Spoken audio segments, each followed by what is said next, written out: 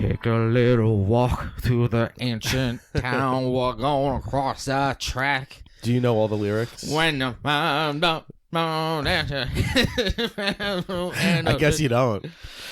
Microscopic didn't he, pose in his catastrophic plan, designed and directed by his red right hand. Boop.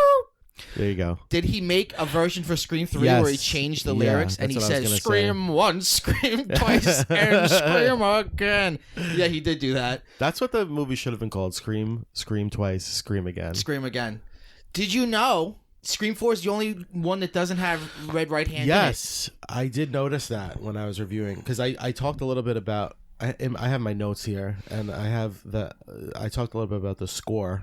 Well, you hold off on that, also, okay? Also, red right hand, but yeah, I did notice that. This is the cold open. Oh, okay. This is where one of us dies, and it's like, I thought Anthony was the star of this episode. I guess he's not. I'm dead. Anthony was the main thing on the poster. Well, I am the most famous. Yes. Welcome to Pop Culture Man Children. I am with antagonizing Anthony Bongiorno. Is that Halloween-y?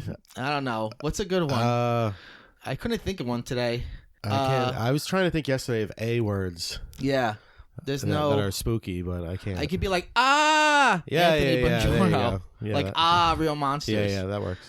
Welcome, Anthony. This is Halloween Act 3. Thank you. We've done Act 1 and 2. Thank you for having me. I'm happy to be back. I'm happy to have you back. And I'm so excited for this episode. Me too. We're going to talk about the Scream movie series. The franchise. 1 to 4. And I've seen bits of the show. I've seen not one frame of the TV show. I'm going to say you're okay. Yeah, I'm sure I am. This is Scream. I'm Mike Bongiorno. That's Anthony Bongiorno. Anthony Bongiorno.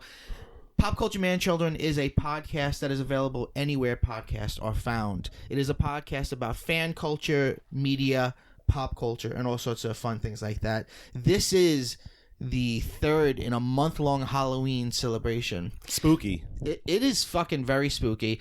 And I'm so excited to do this because Scream, you and I saw Scream in the movie theater. Yes, I actually have. You were 9? I was 9 years old. Which, boy, was there no laws in the 90s. I know. I was thinking about this last night. I was doing the math, and I was like, I was 12. Yeah. So you were 9. Yeah. We actually They saw... let you into Scream. I know. Yeah. We saw 1, 2, and 4 together. The only one we didn't see together was 3.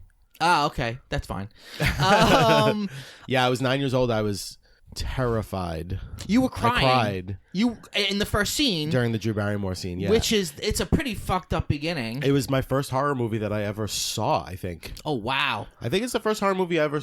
Definitely the first one I ever saw in the theater, but I think it might have been the first one that I ever actually sat through. Because I was too scared up to that point. And I was with you and our cousin, Brendan, and you were like, come on, let's go. We'll go see it. You'll be fine. But you ended up liking it. No, I loved it. But that first scene, I remember I was like, I want to go. I don't want to stay. Yeah. And you were like, all right, calm down. You're going to be fine. We're like, we're not leaving. We paid $5 for this. It does blow my mind that you fucking walked up with a pacifier and a fucking little bib that says "I'm a baby," and they were like, "Here's a ticket to Scream, sir." Yeah, they didn't care. I saw it 5 times, and I was 12 or whatever. Yeah. Well, that's the thing that I want to say, which is, arguably, there'd be no Pop Culture Man Children without Scream. Scream is the movie that took young me and turned me into a movie. I was like, oh my god, movies! It had such a profound effect on me. Yeah, I feel like it came along and imprinted on you during a very vulnerable time in your development. Yeah, absolutely. But I feel like it's not just you. I feel like our whole generation. Like, everyone who's around our age who's really into movies will cite Scream as when they first started thinking about movies as something that they could be really into. Right. Because Scream is a movie about movies. Right. And there's characters in it that fancy themselves experts on movies. Yeah. You even... because, in the 90s, you had Kevin Smith and Quentin Tarantino, which were both people that didn't go to film school, but worked at video stores. Right. So there was this idea of now that the VHS revolution has happened, you can become a connoisseur just through love, just through passion. Yeah, it was kind of like... and that's what Randy does in the movie. He works in, I guess, like a blockbuster. Yes. And so you saw that. I saw that. And I was like, oh my God. Yeah, I remember when I was in high school and I was a teen reporter, no big deal. I remember I did a cover story, no big deal, for the teen section about young filmmakers, and I remember that I made the astute observation that like in the late 90s and early 2000s, like young filmmakers were kind of like what the garage bands of the 80s were. Yes, absolutely. It was like, I feel like it all started with Scream. Yes, I think so. And when I talk to younger people, they all know Scream. Scream is like, I guess when we grew up, like maybe like The Exorcist or whatever was a classic. Like Scream is a classic. Like I don't think it's aged particularly well, even though I still like it. But it's not one of these things that a young person doesn't know. Like kids now still know Scream. Yeah, oh yeah, absolutely. It's one of those things that's like kind of timeless. Like Mean Girls, they all know Mean Girls. Yes. Too. And it's interesting because it came at the tail end of Wes Craven's career and is arguably the best things he ever did. Oh, yeah. Because it kind of elevated... And he said no like 5 times. Yeah. Prior to Scream, I guess his best thing was the original Nightmare. Mm-hmm. But he made a lot of like B horror movies. He made TV movies that sucked. Nightmare. Yeah. Remember Deadly Friend? Yeah. It's about a robot. That was a TV movie. Yeah, I remember we liked that movie a lot. Somebody gets their head knocked off with a basketball. It's fucking... It's Christy Swanson. Yeah, it's like the sitcom Small Wonder, but it's scary. And it's fucking terrible. And that was only a couple years before Scream. Yeah. And he said no to Scream 5 times. He didn't want to do it. Why?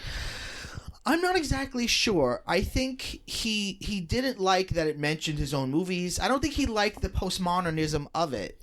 Which is so funny because Steven Spielberg just recently did that with Ready Player One. Yes, which is awkward. Yeah, it is. So I guess I get it why he wouldn't want to do it. He was convinced by the writer Kevin Williamson because in the very beginning, Drew Barrymore says the first Nightmare is good, but the rest sucked. And he was like, you directed some of the others, and those are included in the ones that sucked. Yeah. And he was like, all right. Yeah. He directed respect. 3, I think. Yeah.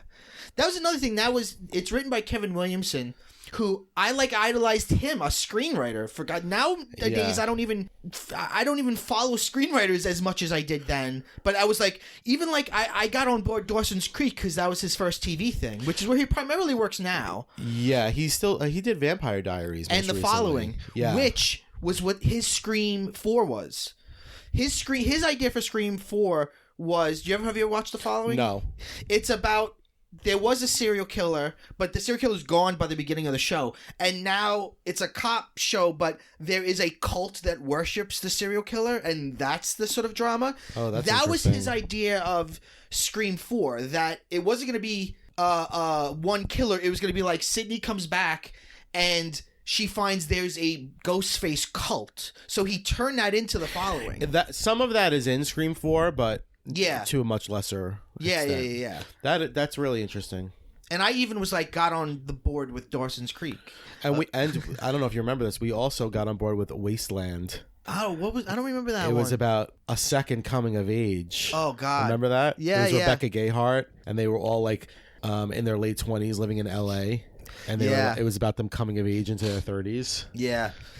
And even that was Kevin Williamson. He even directed a movie, Teaching Miss Tingle, which was god awful, based on one of those. It's not great. It's based on a Lois Duncan novel. Yeah, which I Know What You Did Last Summer was also a Lois Duncan novel. Yeah. He must have been a big fan of hers because he wrote that screenplay too. Yeah. Before Scream. That's right. But if you were really for the Screamheads, when I Know What You Did Last Summer came out, it was like a little bit of like, okay, you get a little more of what you want. Right. Yeah. So, I want to go through the movies in order. Okay. I wrote so many notes. Some of these are going to be non sequiturs. So I don't know how to go about this in order. It's funny, when I was watching it, I realized I've seen this movie so many times, the first one, that it's like it was hard for me to go, what were the things that were surprising? Because a lot of, I think, what makes it entertaining are the little surprises, which are so ingrained in our culture now. Right. I mean, I read a review recently that put it succinctly, which was the reason it was such a huge hit was it was a slasher like the slasher 80s movies, but with an Agatha Christie whodunit. Right. And that was the element that really galvanized people. Yeah, because the other horror movies that had come before it that were really popular never had that mystery element. No, it was Jason or Freddy. Right. it was never like which one of the characters is it. And if there were a thriller that had a mystery element, it was always geared toward adults, and Scream always felt like it was geared more toward like teens and young adults. Yeah. I don't know if we Which should... I think has been picked up on a lot lately, like, or after Scream, like with Pretty Little Liars and things like that. You're right when you say Scream had a huge effect, I think, not just on horror, but on teen stuff. Yes. You could argue that what John Hughes did in the 80s, Scream and Kevin Williamson did in the 90s and early 2000s. Yeah, absolutely. And some of that, I have to say, is what annoys me now. I guess we should start... I don't know where to start with the good stuff or the bad stuff, but I'll start with some of the bad stuff. Some of the 90s dialogue is so overwrought. I know. It's just like... And they're delivering it so quickly, and it's like... How did you have that reference in your pocket? Yeah, it's like that Gilmore Girls thing. Yeah. And Gilmore Girls, I think, was influenced by Scream because it came later. But it's like that late 90s thing of like teen characters who are super self-aware, who talk really, really fast and are filled with references to movies and musicals and like... Right.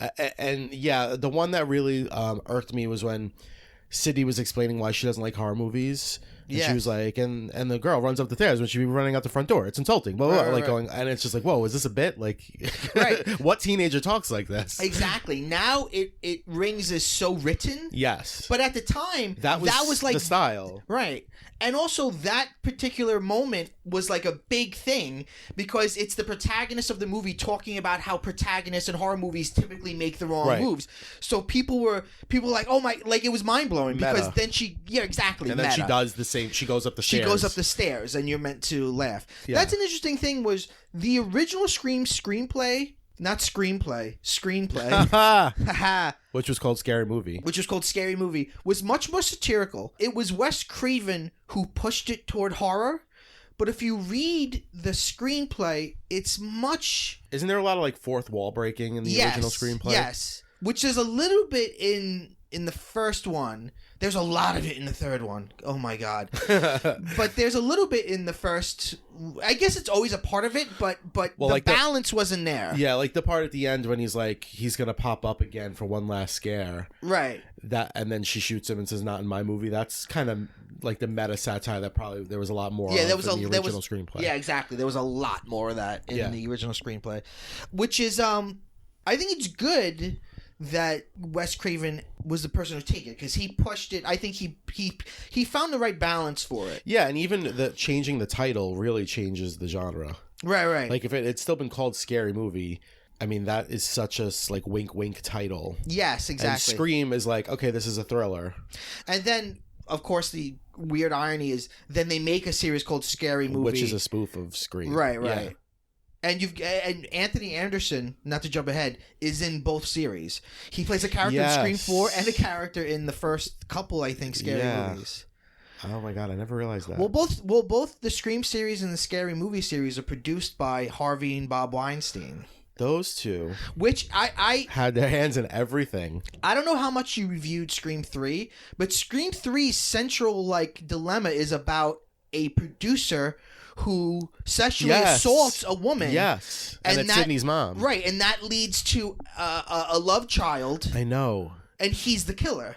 Yeah. It's very weird because... It makes me wonder if it was like low-key shade at the Weinsteins. Oh, that's true. Well, always now you wonder, like, now I'm thinking, what did Wes Craven know? What did they know? Exactly. Because hasn't Rose McGowan said that something happened? Yeah, Rose McGowan. I mean, that's Rose McGowan's whole thing is that during the publicity tour for Scream, he was inappropriate with her. So what did Craven know? What did any of them know? Right, did like, anything was happen? that actually is Scream 3 like actually a veiled like poke at Harvey Weinstein? Yeah. I mean, maybe we're giving it too much credit, but the parallels are really interesting. Yeah, but we are, because there's the producer character says about that nothing happened to her that she didn't invite in some way, right? Yeah. Which is like very creepy. Yeah. Rape culture kind of dialogue. Yeah. But all right, we're getting ahead.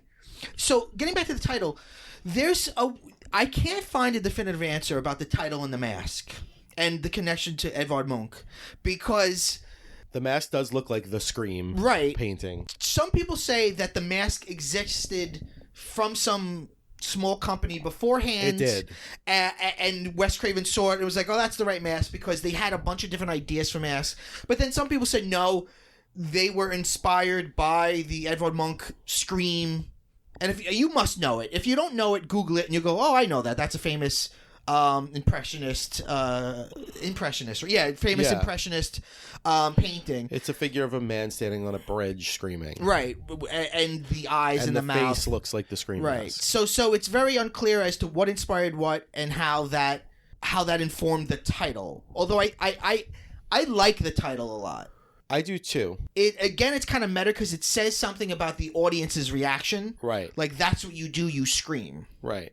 I was thinking about this when I rewatched the whole series, because I watched all 4 in the last week. What I think is so scary about The Mask is that it has sad eyes, which makes you empathize with something. Yeah. Like, the mask itself doesn't look vicious. It looks sad and like it is in pain. But it's also very blank. Yes. Which, adds to the mystery of you don't know who's behind it. Right.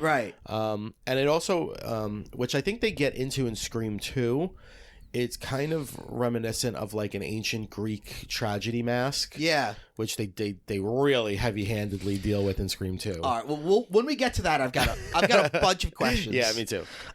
But the mask was well chosen, and I always say it's interesting when you like talk about like the horror movie icons. Ghostface is what we call it now, but it's so interesting because Ghostface is somebody different in every movie, and it's the only one that's right. And it's become iconic. Like, yes, I've seen it. I found it, and they never say Ghostface in any of the movies, right? In 4 they do, which I think is really clever. Yeah. In 4, you can download a Ghostface app. Yeah. So in 4, there's a lot of people calling each other, doing it, and it's like a bit. Yeah. Like one of the weird things in 4 is whether it's the real Ghostface or not. Right. Because it's just a part of their culture, which I think is really smart about 4. If you look at some of the masks they were thinking about, a lot of those would have been bad, like devil masks and monster masks, like, because the screenplay had no indication of the mask. It was just a masked killer. Yeah. By the way, this is a side note. There's a podcast on the Halloween series by the critic Amy Nicholson. Okay. And she had on a psychologist that deals with serial killers. Yeah. And she said, how many serial killers have worn masks? And the psychologist was like, none that I can think of. It's entirely a film creation. That's interesting. It's very interesting because it is a sort of meme, but there's no real life analog for it. There's no famous serial killer that ever wore a mask. Yet you think of that as a thing. Yeah. Huh. I never really thought about that. Yeah, it's really interesting to think that there's not a single real world analog for it. Right. It's funny that it's at the sort of beginning of cell phones. Like, there's a point where the cop asks... Oh, yeah. What were you doing with a cell phone, son? Right. And he says, everyone has them, Sheriff. But it's like, the sheriff is like, what do you... Because there's this, By the way, I should say spoiler alert for all the Scream movies. You've had 20 years to watch them. Yeah, really. You've had like 10 years to watch Scream 4. But the killer in part 1 is her boyfriend, Billy, and his friend, Stu. And there's a scene where the killer attacks her, and then Billy comes through the window, and she hugs him, and the phone drops out of his pocket. Yeah. And that's supposed to be a big, moment. Yeah. Like, oh, no, it's him. But, like, in today's context, I wonder if even a young person watching it would read it that way. No. They'd be like, oh, he dropped his phone. That's true. Oh, wow, I didn't even think of that. Because that's a big blood on his hand smoking gun moment. That he has a cell phone. Which is pretty clever because he ends up being the killer. What's clever is the screenplay pushes you towards him being the killer very early on. Right. And then he's exonerated, and then he ends up being the killer. It's an interesting way of doing it. Yeah. And probably the best way. Because you could argue with Scream 2 and 3, and maybe even 4, that, like, those people, the killers in those movies are just background characters. Well, they're not even on the posters. The biggest thing that when I was taking my notes, Scream 2, I feel like is the worst. 2 and 3, but especially I think 2 is the worst violator of, like, it's such a narrative cheat. Yes, it is. To have, who the killer is be the killer. Yes, I agree. In Scream 2, but anyway. No, I totally agree. In Scream 1, the killers are the main characters. Right. Right. And Scream 1 does this, but the sequels do this a lot more to varying effects, but almost every character has like a close-up of them looking suspicious. Yeah, like Randy has one. Right. Yeah. And in 2 and 3, they go really hard on that.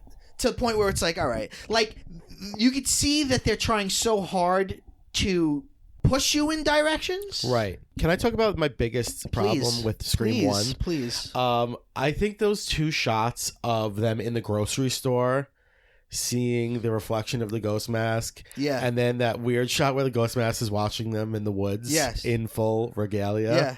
Are so stupid. Right. They are very stupid. And then he just like runs away. And he looks like a deer. He like comes in, looks, and then leaves. It's really stupid. It's like, why would you need the costume to do that? You're already... And the other movies don't do it, which is smart. Good. Yeah. That I laughed out loud at the one with the in the woods because I forgot all about that shot. Because like Tatum moves away, Rose McGowan's character, and then she moves away, but the camera doesn't move, and then the camera zooms in on the woods behind her, and you see him in a full costume watching and then skulking away. And it's like, well, he's her boyfriend. Why wouldn't he just be there? You know what I feel that is? I feel that's Harvey Weinstein saying it needs to be scary. Yeah, with a cigar in his mouth going, you need another scary moment. Well, that's what Henry Winkler's death is so pointless, so out of nowhere. Right. And it's clearly the studio telling them that you need another kill in the middle. By the way, in Scream 4, did you notice there's a statue of Henry Winkler in the high school? No, I didn't notice that. They memorialized their principal. By the way, he's fucking great in it. If we could talk about good things in it, some of the performances are awesome. Yeah, no, I think that I was going to say, I feel like Courtney Cox is really good in the first one. Thank you. Yeah. She's good in the whole fucking series. And when I was watching, I was like, first of all, it's such a turn from her friend's character. Right. You so believe her as a sort of villain, and you hate her but love her. And she's consistent in all of them. I think her weakest is 3. But that's not her fault. It's the writing. They write her as Monica. She has a little too much Chandler humor in Scream 3. Right. But she is really good. She's really good, and it's a return to form in 4. Right. She's fantastic. And it even had me going, why isn't she a bigger star? Like, why would, it's funny, the only A-list person from this series would be Liev Schreiber. Right. Who was barely in... He's not really in the first one at all. He's like an extra. Yeah. He's Cotton Weary. He's you see him on a TV. Right. You know, what something I was thinking about this time around was, you know, they pose Gail Weathers, Courtney Cox's character, as this sort of villain. She's an opportunist. She wrote this book. But I kind of had more feeling for her this time around because I was like... She really believes Cotton Weary's innocent. Right. Like, it's not that she wants to destroy Sidney's life. She really feels like this guy... And she's right. He was innocent. He is. Well, they kind of paint her in the first one as like she's like a tabloid journalist. Right. And she's trying to use Cotton Weary to advance her career. But she believes she also does believe that he's innocent. She always straddles that line of being like an ambitious... you know, like almost like a Dr. Smith from Lost in Space. She straddles the line between villain and hero. Yeah. So like sometimes she does questionable things because she's ambitious, and then other times she shows that she's a good person at heart. Right. And in part 4, they show that she's trying and failing at being a fiction writer. Right. And then when a killer shows up, she goes to Dewey, who's now the sheriff, and he's like, you can't be part of this investigation. And she's like, why? I helped solve all of these murders. Like, you see, like, right. It's almost like her life's work to do this. Yeah. It's really interesting. She's so good. She's fantastic. She's I don't know why she's not a bigger fucking star. I know, because she always gives solid performances. Like, even in He-Man, which is such a shit. It's such like a shittily made movie. She's good in that. Yeah. Well, a lot of Cougar Town has like a fierce cult following. That's true. Then also that really short-lived show Dirt on FX that she was on before Cougar Town. She was supposedly really good. Like, that show wasn't very good, but all the critics said that she was really amazing on it. Not to throw shade on Jen Aniston, but she seems to have had a much bigger career, and I isn't as good of an actress. I never liked her. She's always just playing a shade of Jennifer Aniston, right? In whatever she's in, except for Horrible Bosses. That's her best. Yeah, she's good in that. I don't think she's bad, but I don't think she's as good as Courtney Cox. Right. And one of my big complaints about the first film, is the sound is very bad. There's a lot of ADR. Sometimes even the lips don't match. Yes. Like, it's just a lot of ADR, meaning additional dialogue recording or automated dialogue recording. Which never looks real and always takes you out of it. And it always feels like there's tinkering going on. Yeah, like yeah. you can see like they need information to come out, so like, oh, we forgot to like put it in here. So it always feels, you feel the hand of a producer or editor. And also the score to the first movie, which I loved at the time, now feels a little bit too much like Blue Man Group. It's like so like percussion and sound effects. Yeah, and it's very heavy-handed, but I actually think it's very 90s. It's good. I mean, it is, but I feel like it actually works really well in like establishing the atmosphere of the movie. And I also like that the score is kind of like repeated throughout all four. Yes, like, you hear that score, and it's very Scream. Right, but I feel like it's much better used in the other series, in the rest of the series. Yeah, it's a little heavy-handed in the first one. You talk about like the or like the that part. Oh yeah. A film theorist might say, well, you can read that as being meta and pointing out how much this is a movie, and maybe the ADR is there to remind you that this is a film. But I'm not going to do that. No, I don't think that. Because I don't think that's they a were bullshit thinking that. reading. Yeah. No one was thinking that. Let me see. All right, let me just say this outright. Oh boy, Jamie Kennedy is unbearable in this movie. He's insufferable. I so feel is like Stu. Matthew Lillard. Yeah. I feel like he's better. He's better than Randy. But Randy and his funny voices. Oh, God. Oh, when he does. Yeah, I was watching it and I was like taken aback that he was doing like a Jerry Lewis. Yeah.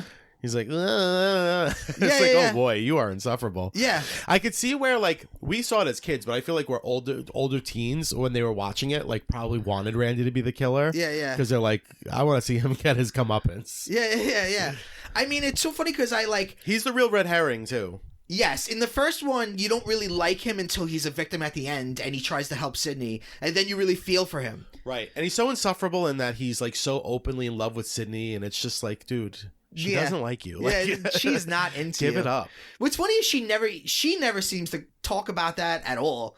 She never addresses it. And then it's worse in 2. In 2, he's doing Brando. In 2, he's doing an English accent for no fucking reason. I don't know what you're doing. Well, it was the Jamie Kennedy experience. Oh God, the comedy stylings of Jamie Kennedy. Did you ever see Son of the Mask?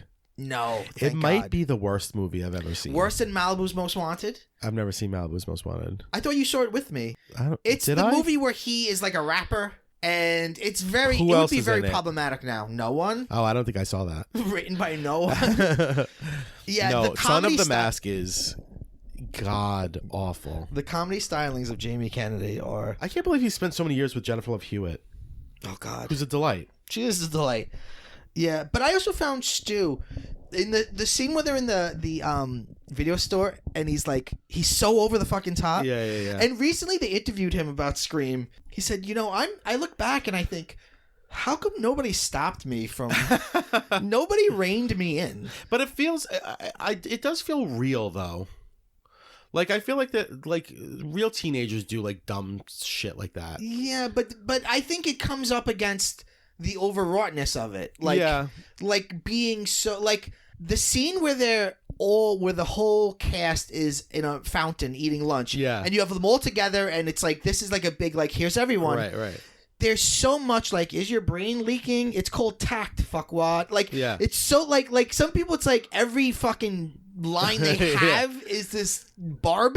Yeah. And it's like, what? Yeah. Whoever speaks this way? I know. Well, I do like that in Scream 2, they made fun of themselves when they made fun of... in Stab. In Stab, they made fun of him going, stupid, after he talks to Sydney. Right. Which is a dumb part of the first Scream. It's Luke Wilson. It's Luke Wilson, yeah. Stupid. Yeah.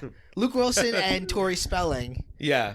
Who in the they make a joke in the first movie about Tori. She says Tori Spelling would play me, and then Tori Spelling is playing her, which is such a slam on Tori Spelling. I know, but and then in part 3 when they need the person playing Sydney to be a character, there's a very quick throwaway line where the girl's like, I could see why Tori Spelling didn't come back. Yeah. It's like, okay. And then it's Scream 3, the girl who plays Sydney's doppelganger is like now a real actress. It's Emily Mortimer. Yeah, she's like, she did things. Yeah. She does things. Yeah.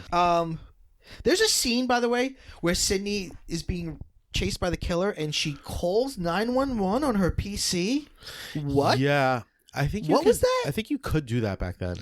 But then it types out, what's your emergency? I remember in the trailer, it must be a cut scene or shot or something, because in the trailer you see her typing, "There's a killer in my house," but that's not in the actual movie. You know what's an iconic part of the first one is those doors. Mm-hmm. Her closet door and her bedroom door, and I have a set of doors like that in my house now. My bathroom door and closet door, if you open them both, you can't get into the bathroom. And every time it happens, I'm always like, oh, it's like Scream. And apparently that was a big sticking point. Like that was in the screenplay, because apparently Kevin Williamson's bedroom did that. Yeah. And he was like, no, this is a big part of, like, we need to build a set, or I don't know if they were on location or what, but he was like, it needs to be in there. And they set it up well with the dad trying to come into her room. Right. And her boyfriend's in the room and she's trying to hide him. Right. And he's the one that she's trying to keep out later on. And then in 3, in a scene that I kind of like, she's on the set of her bedroom. Yeah. And she runs up the stairs like she would, but she almost falls out because it's just a set, not a real house. But even that scene's, I got problems. There are scenes in 2 and 3 that you don't know if they're really happening or she's imagining them. And they're real cheats. Oh, the scene in Scream 3 with the mother's ghost is God. Horrible. It's such a departure for the tone of the whole series. I remember watching it when Scream 3 came out. I think I was like 13 or 14. And I remember watching and being like, is this going to be a ghost movie? Yeah. Right. Are we going supernatural with this? And yes, it's a dream, but still it's like you got a scare out of it. We've never seen a dream sequence before. It felt so out of place. Yeah. Going back to the 90s, though, the idea of a killer using a cell phone to get you, that was pretty, like, groundbreaking at the time. Yeah. Because it was a new part of our lives, and it was a tool. Yeah. I remember only our dad had one. Yeah. At the time. I didn't notice this at first. Tatum and Dewey's mom is the mom from Gremlins. Yeah, I knew that. And you've got there's a lot of interesting cameos. You've got Linda Blair from The Exorcist, who they mention The Exorcist, and she plays a reporter. Yeah. And then, of course, Henry Winkler, I think, is... I don't know if it's a cameo or not, but he's playing sort of a principal, and it seems like a Fonzie takeoff. Yeah, well, because he's like the opposite of because he's like a mean principal. Right. But then when he's an authority figure. When he's alone, you see him like fixing his hair. Yeah. Which is a Fonzie thing. Right. They also lean hard on trying to make you think he's the killer. Yes, for a minute. Right, because he has the scissors and he's like, he suspends the 2 kids that are running around in the Scream costume or the Ghostface costume, and they're like, it's not fair, Principal Embry, and he's like, what fair would be gutting you like they were gutted. Yeah, and it's like, whoa, what principal talks like that? Whoa. The worst nod in Scream 1 is Wes Craven's cameo as the Fred Krueger janitor. Yeah. It's just so it takes you out of it. And he's like, it's not you, Fred.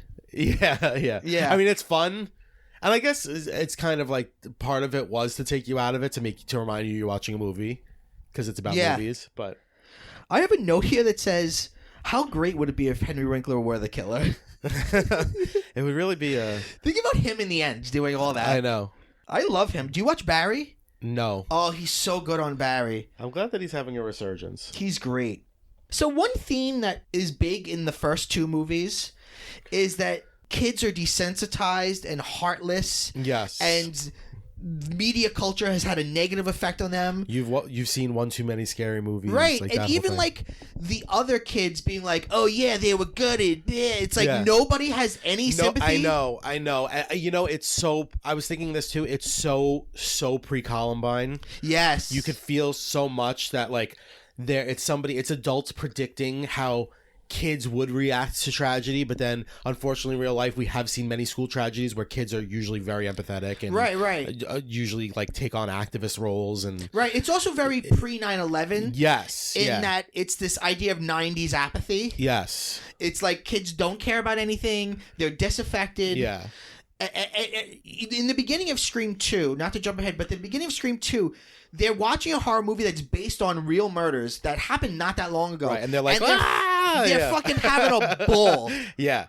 That seems insane because it's like it's such chaos in a movie. It's like no movie's ever been this chaotic. It's insane. People running up and down the aisle stabbing each other. Yeah, it's a lot. But it was that 90s thing. That's a weird thing. That's a problem I had with the series looking back, or at least part 1 and 2 looking back, which is like, what is it saying? Is Kevin Williams saying that media is bad?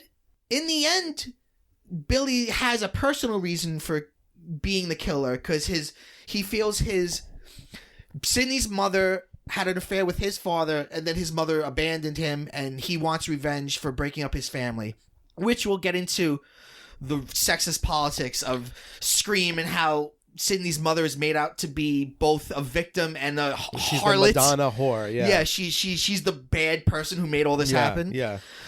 But Stu, his partner, basically is because he's obsessed with movies. Well, similarly in Scream 2, I would argue that even though he gives some bullshit thing about the trial, I do think like Mickey's the film student. Right. And Mickey is the assistant who wants to just like recreate the movies. Right. Jumping way ahead, I love in Scream 4 when the main killer kills the assistant and Sidney like is like, yeah, I knew. Like Sidney's so like, yeah, this you always get killed. You're an idiot. You always get killed by the real killer. Right. She's so like, I've seen it before. Yeah. Well, I have so much to say about Scream 4. I think Scream 4 is so cool. I'm so into it now. I have a lot to say about Scream 4 too. Obviously, we talked in our underrated sequels episode about it, and that was on my list as like one of the most underrated. And I had sequels. only seen it once, and I don't remember liking it. But watching it now, I was like, wow, there's a lot about this I like. I have a lot to say about it too, but I guess we'll get there. We'll wait for it. Just random notes that I took. Neve Campbell's sweet sincerity holds the movie together. Otherwise, it would be all too cold. Yes. She's like the moral center. Yeah. The cinematography lacks maturity. You can feel the hand of the cinematographer looking for images and trying to make them work. There's a lot of Dutch angles. Yeah. There's a lot of... Again, it's also... It's the 90s, but there's just a lot of it you look back now and like, oh, that's not a great shot. Yeah. Like their fisheye lenses. Yeah. It's like a lot of big crane shots too. Yeah. After they have sex, which by the way, watching it this time, Sidney's a virgin, and one of the things is her boyfriend wants to have sex with her, and she doesn't want to go all the way, which is itself kind of sweet. And one of the rules that Randy says when he creates the rules, which only, by the way, Randy making the rules only makes sense and works in the first movie. Yeah. And then they push it into every other movie. I know. Even the way they put it in the third one is so egregious. Oh, God. But it works in the first movie, and I think the rules that he says in the first movie are actually like, true. Don't say I'll be right back and never answer the phone. And he says virgins live. Virgins are the final girls. And... there's a scene where she has sex with the boyfriend, but they cut away, and looking back now, I was like, they should have shown more. It could have been steamy. I don't know, like... not should have seen more teen sex. No, it's not even like that, but just... Even though the actors were like 30. Yeah, oh God, yeah. Yeah. But just like looking at it, part of me was like, I don't know, I feel like... Because it just sort of... the movie ends up being... typical America. It's got tons of violence and blood, but it's so Puritan when it comes to sex. The fact that they cut away and then it cuts back to them like tying their shoes, it's like, what is this, a movie from the fucking 40s? Yeah, but I would also argue that like the cutting back to them tying their shoes and getting redressed is something you never see in movies, and that made it feel real. Yeah. Like them, like that. It has an ending, and then you get redressed, and it's a little bit awkward. Right. And then she thinks again that he might be the killer, and then he gets attacked. Right. Which is the real moment where you're supposed to be like, oh, he's not the killer because he gets fake killed. It also kind of turns the whole thing on its head because obviously she's not a virgin, and she is the final girl. Right. But then also like it kind of, I feel like what he was going for was like she kind of like comes into her womanhood and like gains strength after that moment. Well, that's the thing that I guess I'm struggling with. Which it's like, what is he trying to say about that? Right. What is the movie challenging things, or is it not? In some ways it does, and in some ways it doesn't. So it's hard to read. It's hard to pin it down. And you do have the idea of Sydney's mom's infidelity is at the center of all of this. Yeah, and tragedy. they lean into that so hard in 3. Yeah. Which is like, she was assaulted. Like, but you're making her out to be like this villain. Right. The amount of times that she's called a slut or a whore or something is so unbelievable. Yeah, yeah. A person that they murdered. Yeah, yeah. By the way, Billy says before they have sex, it's all a movie. One great big movie. Yeah, and looking back, I'm like, isn't that an admission that he's the killer? That's a tough line. How is that? How is she not like, oh, you're the killer then? Yeah. So you're the killer then. Randy watching Halloween and then Sydney and the cameraman watching him watch Halloween is maybe the most clever that's thing. Really cool. But it sets up a thing that they keep doing in the series where Gail is a master of cameras. Yes. yeah. Scream 1 has an interesting color palette. It's very earthy and pastel. A lot of browns and stuff. I like it. Yeah. I always think of, like, I feel like there's a lot of blue. Yeah. In the end of the movie, when the killer's being kicked and falling down and stuff, you can clearly hear Matthew Lillard grunting and stuff. And I don't know if I ever noticed that before, but it feels like, is that to throw you? Is that to give you a clue? Is it just bad? Is it a mistake? Because you could hear what clearly sounds like Matthew Lillard being like, ugh, when like she kicks him and stuff. Oh, you think? I that's what I heard. Yeah, I guess. Also, the assumption that it's a man. Yes, it's definitely a man at that point. And throughout the whole movie, they're always just like, whoever he is. I guess because of the voice. Yeah. But true. Since we're speaking of men, can we talk about how homoerotic the scene at the end is when they're stabbing each other? Yes, when they're penetrating each other. She's like, "Come on, baby, do it, do it." Yeah. And even the way they're hanging on each other. The score's really good in that part. Yeah. There's a lot of strings. Yeah. And they pull her dad out of the closet, and he's S&M tied up. Yeah. And it's like, ooh, what were you doing with him? it's. I don't know. I read it. I didn't at the time when I was a kid, but I read it now as like, there's definitely a reading out it's like there. They that have a gay. relationship. Yes. Yeah. Or even if it's, or it's coded. Like, it's not really, they don't really have a relationship, but it's coded that they do. That, like, really the real relationship that's most intimate was between the two of them. Yes. And then it culminates at the end with them stabbing each other, which is a form of penetration, which is almost like a simulation of sex. Yeah, absolutely. A violent simulation of sex. Yes. Yeah. And there's an undergraduate paper in there. Yeah, absolutely. Somewhere if you want to tease that out.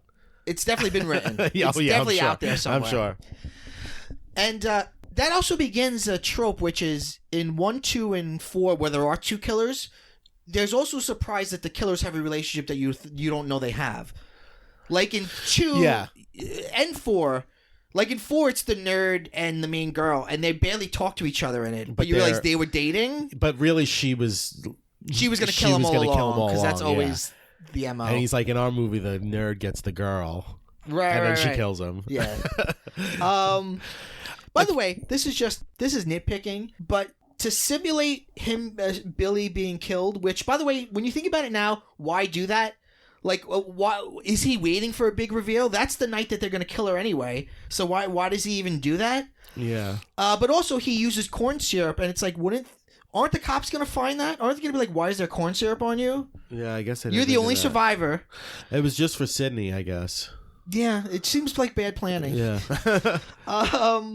I guess the pretend kill him, or having him be fake attacked was to throw her off. Yeah.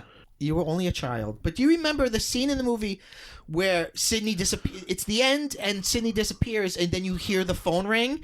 How people erupted in the movie theater? Yes. It was such a triumphant moment. Yeah, and she says, "What's your favorite scary movie?" Yeah, and then she comes out with the mask on. Yeah.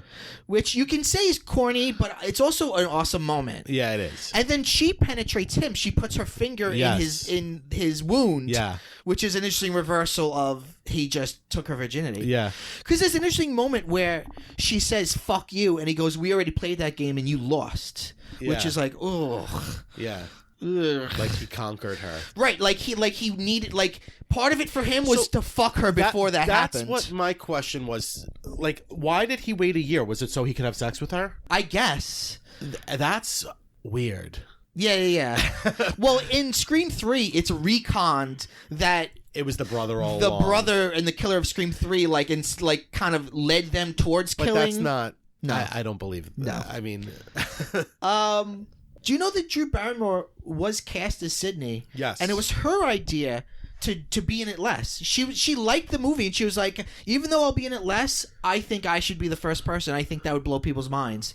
And it did. Which was like, it was a callback to Janet Leigh in Psycho. Right. Although Janet Leigh dies like halfway through the movie. But you weren't expecting Janet Leigh to die. Right. And also, Drew Barrymore's on the poster. She's the above the title star. She was the biggest star in the movie. Having her die right away was a big shock. Yeah, it's funny. You're right. When you look at the original Scream poster and all the original publicity material, it's all Drew Barrymore. And what's so funny is when I think of the Scream series, like I don't even think about Drew Barrymore anymore. Right. But she was the face of Scream, the first one. Yeah, absolutely.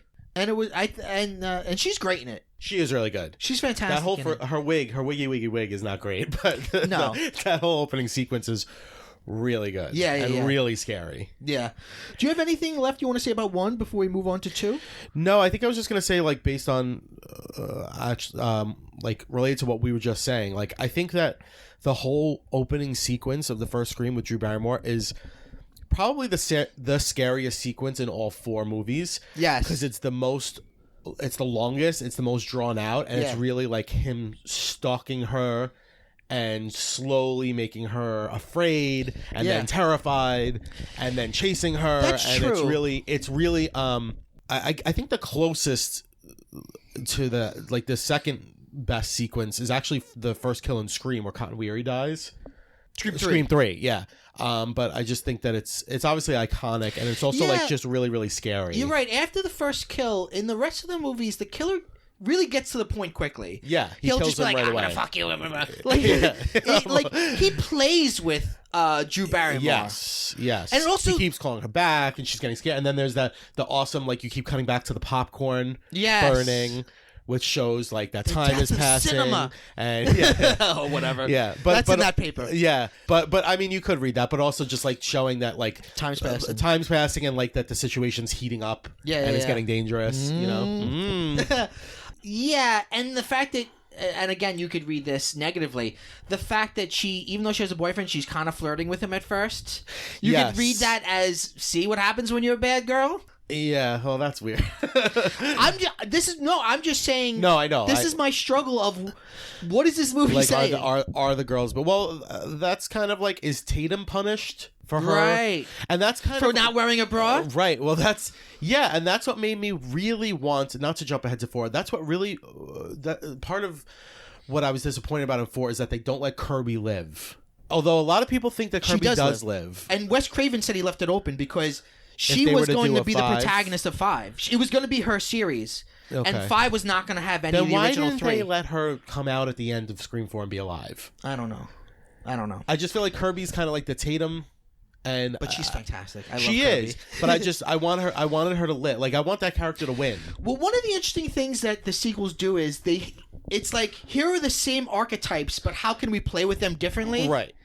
So like in Scream 4, the Randy is the killer. Right, and the Sydney is the killer, which is so fascinating. Yeah, and it's like we said earlier, it's really interesting that in the original Scream, like, Randy's in love with her and she's not in love with him, but then in Scream 4, when it's like the demonic version of them, like she's having sex with him. Yes. And using him. Yeah, and her boyfriend, who you don't trust, really is just a nobody victim. Yeah. So Scream 2, the opening of Scream 2 is clever. I don't know if it's smart or makes sense. Actually, one of my notes about the whole series was a question.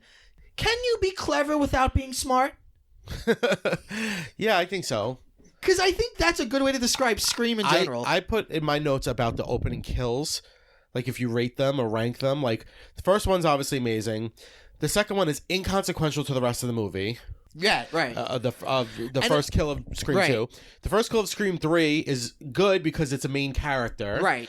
And then the first kill of Scream 4 is really brilliant because it plays with like the meta on top of meta on top of meta. Right. So the weakest opening kill, I think, by default is Scream 2, even though it's pretty clever. It's clever that it's just not... It has no... I don't know. It feels like fan service. What's clever about it is it's like it's that meta thing of they're watching a movie based on Scream 1. And which also, is based on Gail Weathers' book. And also they're black, and they comment on the fact that there are no black characters But in the this first is my one. problem, which is... But then there are no black characters in right. except for Hallie, who was originally supposed to be the killer. I Not have a lot true. to say We'll about get to that. What? I have a lot to say, too. Really? Are you sure? You're working under a myth that I'm going to talk about. Okay, all right. That was always a fake script. Okay, so that's the thing. They comment on it, but then fucking do nothing about it. They comment on the black people don't live long in horror movies, and then they fucking die, and then there's barely any black people in it. It's like, and then isn't there a black something about cameraman it. who dies in 2? Isn't there a black cameraman who dies in 2? No, he lives. Okay, so maybe that and was he's just there to maybe make that, quips. He sucks. But maybe that was the callback to like black people don't survive. It's clever, but it's also stupid because it's like I said, people are going fucking insane at this movie. Yeah, which is like, how can you be a fan of a movie that hasn't come out yet? Like, why are they all so into Ghostface? And also, I remember even at the time when I was a kid watching it, being like, why would this cheesy horror movie be based on a real novel by a journalist? Right. Because in the beginning, it's like based on the Woodsboro murders by Gail Weathers. It's right. like, how does it become a slasher movie? They wouldn't make a movie like this based on a source material like that. Right, exactly. And maybe I was just too smart of a kid, but I remember that even when I was like 12, being like, oh, that's weird. Even if Gail's book is exploitative, it wouldn't become a horror movie. Right. It would be a thriller type movie. Right. Yeah, although there's smart things, clever things. They are really huge fans of something that hasn't come out yet, right. which implies that they're all really huge fans of the real murders. But then there's that weird scene where you see the girls buying popcorn and she's like, I don't like this. This is based on real murders that happened. Oh, yeah. And it's like, oh, I don't know who that's for. It's for the audience. You've got that weird thing where the boyfriend gets stabbed through the head. What is that weird whispering where it's like, mommy? I don't know what so it's weird. supposed to be doing. So weird. But also, how would you plan that? How would you plan... The killer can't see where he's putting his head to hear. I mean, maybe this is a stupid thing to nitpick, but it's just him stupid. In the ear. Yeah. And the director's cut, he stabbed him 3 times in the head. And in Scary Movie, it's a glory hole and somebody stabs him in the head with a dick. And it comes out the other side. The other side. God, that movie's stupid. The first couple are pretty good. Oh, God. But it's clever that it's like, this is the first kill, and they're watching a representation of the first kill. Right, yeah. And it's a movie star. Oh, Heather Graham. And she's also taking off her clothes and going in the shower, which would be like, look, they've made it more movie-fied. Right. Like, why would she put popcorn on the oven then take a shower? Right. Well, then Jada Pinkett has some smart lines where she's critical of the objectification of women in horror movies, and then she gets killed. Right. And is made to look like a fool because she thinks that the killer is her boyfriend when he's clearly a murderer. Right. Sitting next to her, not saying a word. Right. And then she does that weird thing where she goes up on the stage. Yeah. It's weird. While she's up there, being projected over her is kind of the Drew Barrymore death. Yeah. This is where I say, can you be clever without being smart? It's meta without being that smart. Right. Because they'll mention things and then not do anything about it. Like, not challenge it. It's just like, well, we mentioned it. And she was killed because her name was Maureen. Well, that's a fucking thread that they drop real early on. I feel like they do that in 3. I feel like every Scream movie, they're like, it's a copycat, and then it immediately gets dropped. Right. In the first 3 murders in Scream 2 are inconsequential characters, but they have the same names. So it's like, oh, they're copying, but then immediately that goes out the moment that they point that out, the movie stops caring about it. Yeah, it's so weird. Yeah, because it's CC is Casey. Right. And Maureen and the other one. There was a very clever for 1997 Star 69 joke of why don't you just call the killer back, Star 69 their ass. Yeah, that is really outdated. Dewey has no reason to be in Scream 2. He's just there. The more I watch these movies as an adult, the less I like Dewey. Yeah. Dewey should have died in Scream 4. He should have died in 3. That's my big note. Or 2. Randy dies in 2, so at least one of the central characters dies in 2. But my big note for 3 and 4 is the big 3 all live. Is that you know that none of them are going to die, so the stakes are incredibly low. You know what should have happened, to jump ahead to Scream 4? When Gail is attacked, she should have been killed in that scene. Yes. And there's a line that's in the trailer that's cut out of the movie where she says to the killer, do it if you have the guts. Right. Which I wonder if there was a version, because she kind of then disappears from the movie. She's like, bye, movie, and then she's in a hospital. And I wonder. By the way, that's a reference to We Hate Movies. Yeah, goodbye, movie. Bye, I'm gonna go out of the movie now. And because by the time you get to 4, you're like, they're not gonna kill any of the big 3. Yeah, and so the stakes are incredibly low. Right, and it's just like we're gonna just show you some new characters that you don't give a shit about. And just pick them off. Well, one what by I one. did in preparation for this episode partially was I looked at all the people who are killed in all of them, and I noticed a trend that from 1 to 2 to 3 to 4, the victims are less and less consequential, right, and important. There's always it's always just this person was just Allison Brie just introduced, now she's being killed, right? Like it's like, oh, okay, well this is a slasher, so people have to be killed, but we're never gonna kill one of the original characters, otherwise this franchise won't keep going. How amazing would it have been if Scream 4 opened and you saw Sydney and you're like, oh shit, they're gonna kill Sydney. Yeah. That would have been a good way to open 4. It would have. That's what they did. Even, I mean, it was ahead of its time. The cold open of Friday the 13th, Part 2, is the final girl gets killed in the first scene. And you know what's sad about that, though? They just fired her without her even knowing. They filmed the whole movie, and then they were like, hey, you want to come back for a day? And she was like, just a day? And they're like, yeah. And then and then they filmed that, and then she realized, oh, like... They just threw me, like, we really feel bad for her. Yeah. Is it 2 or 3? That's 2. 2, that's beginning the first of 2. one with which is weird because that's Jason, like, is in her apartment. Like, Jason does very un-Jason-y things. See, this is why I'm confused, because isn't the mother's head in her fridge? Yes, it is. But then he brings the head around. I feel like that's the beginning of 3, isn't it? The 3D one? The mother's head is a lot in those movies. Okay, all right. There's a lot of the mother's head. Okay, so there's the film class where you introduce... Yeah, that's what a film class is. I mean, I've never taken a film class, believe it or not. You obviously taught film class for 10 years. Is it all just kids riffing and doing lines? A lot of Brando impressions. All right, I will say that those conversations can happen. Sure. But it's not the fucking crux of what a class is, and I would always rein it back into the lesson. Yeah. I wouldn't be like, okay, we can't talk about Star Wars for too long or whatever. And do they know that somebody's just died? Because the only one I didn't really rewatch before No, they this don't, is because Sydney... she walks in to tell him. Okay. Tell Randy. Because I was going to say, it would be very flippant of that professor to be like, let's all joke about one of our students who was just killed. Right. You introduce Cece, which is played by the amazing Sarah, the incomparable Sarah Michelle Gellar. Right, and that was I think season 1 or 2 of Buffy. She was great, and she could have been a good character, but she's introduced and then immediately killed. Yeah, and it's like, oh well. That's the thing, going back to what you were saying, the first kill's always interesting, and then the killer kills inconsequential people, and then the killer attacks Sydney, but she doesn't die. Right. And then, like, there's, like, a party or a contrived situation where the killer reveals themselves. Right. That's how all of them go. Right. Actually, the more I think about it, the more I feel like, going back to what you said before, Sydney should have been the first kill in Scream 4, because wasn't the whole point that Jill wanted to replace her? Yes. As the new leading lady? Well, when you look at 2... She should have been the first to die. Yeah, well, even 2, 3, and 4, you think... When the killer attacks Sydney and inevitably gets kicked and she runs... He never is trying very hard to kill her. Right. Is the killer really trying to kill Sydney ever? Right. It's like the killer knows that she needs to be in the final act. Yeah. Worst, cringiest part of Part 2 is when you hear him in the voice box go, right here. I'm going to disagree with you. That is hard. Although it is the first time you hear him talk without the phone. Right. And that's why it shocks you, because you're like, oh, shit. Yeah. I just think it's laughable now, though. Well, yeah. That voice is just Roger Jackson. Who apparently...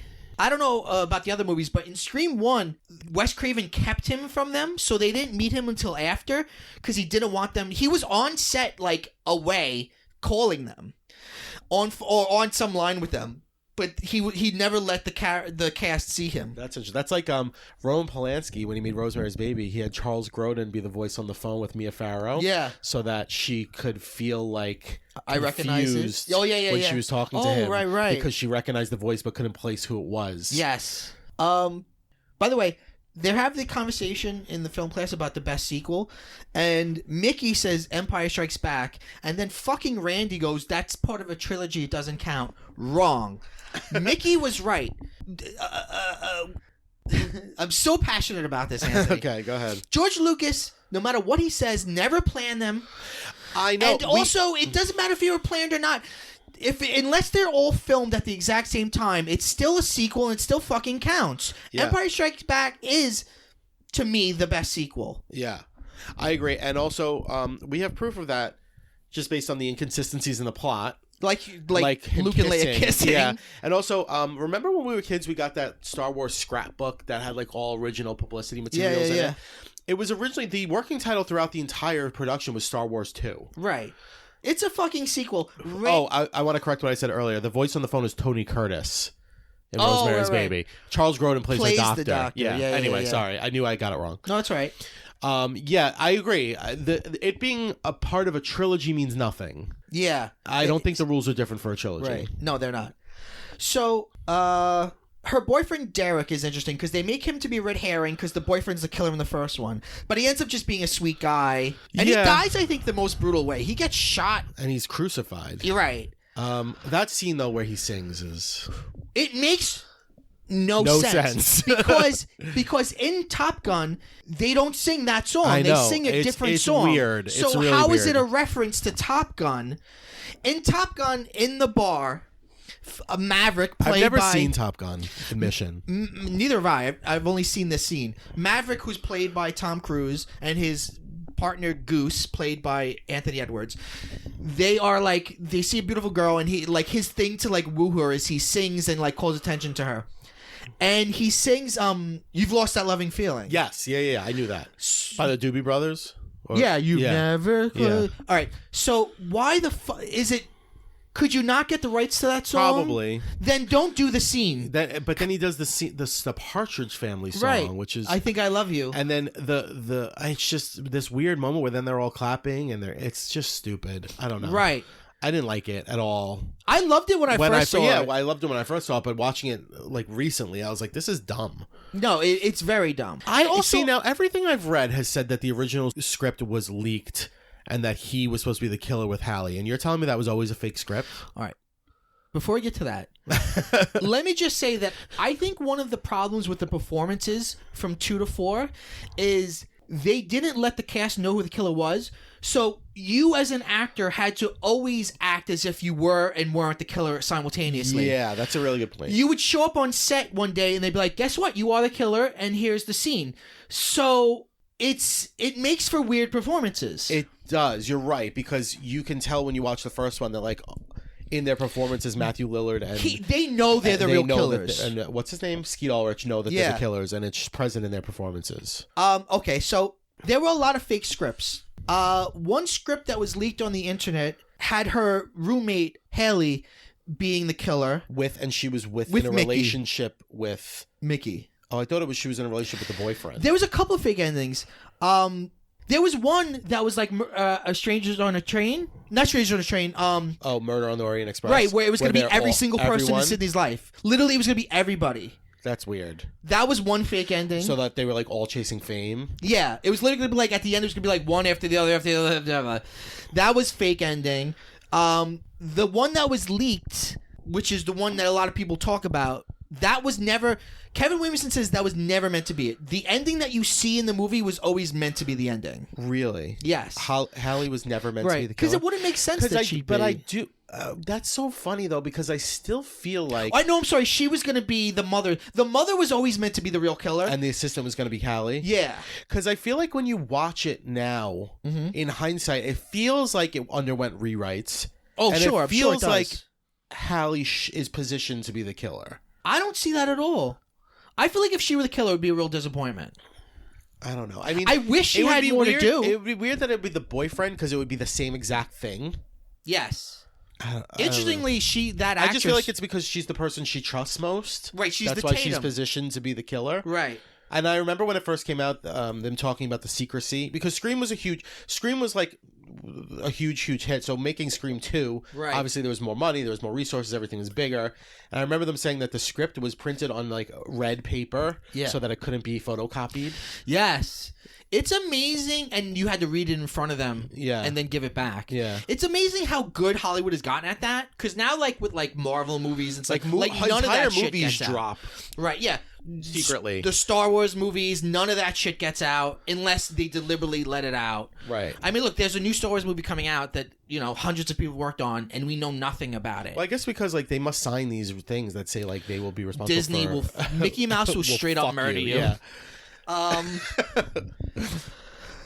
Randy's death hit me hard as a kid because I saw myself in Randy, and I loved Randy. That's so sad. But it's also kind of a stupid. You're brave for admitting that. It's. Thank you. I am brave. It's a cool scene because I like, and this was another crowd-pleasing moment. You're a huge fan of suburban life. Yes, of course. No, the crowd and me all cheered when he says "fuck you" to the killer. Everyone, that is even watching now is like that's a cool moment. Yeah. He says something about him not getting Sydney, and he goes "fuck you," and I like that he's insulting and antagonizing the killer. Yes.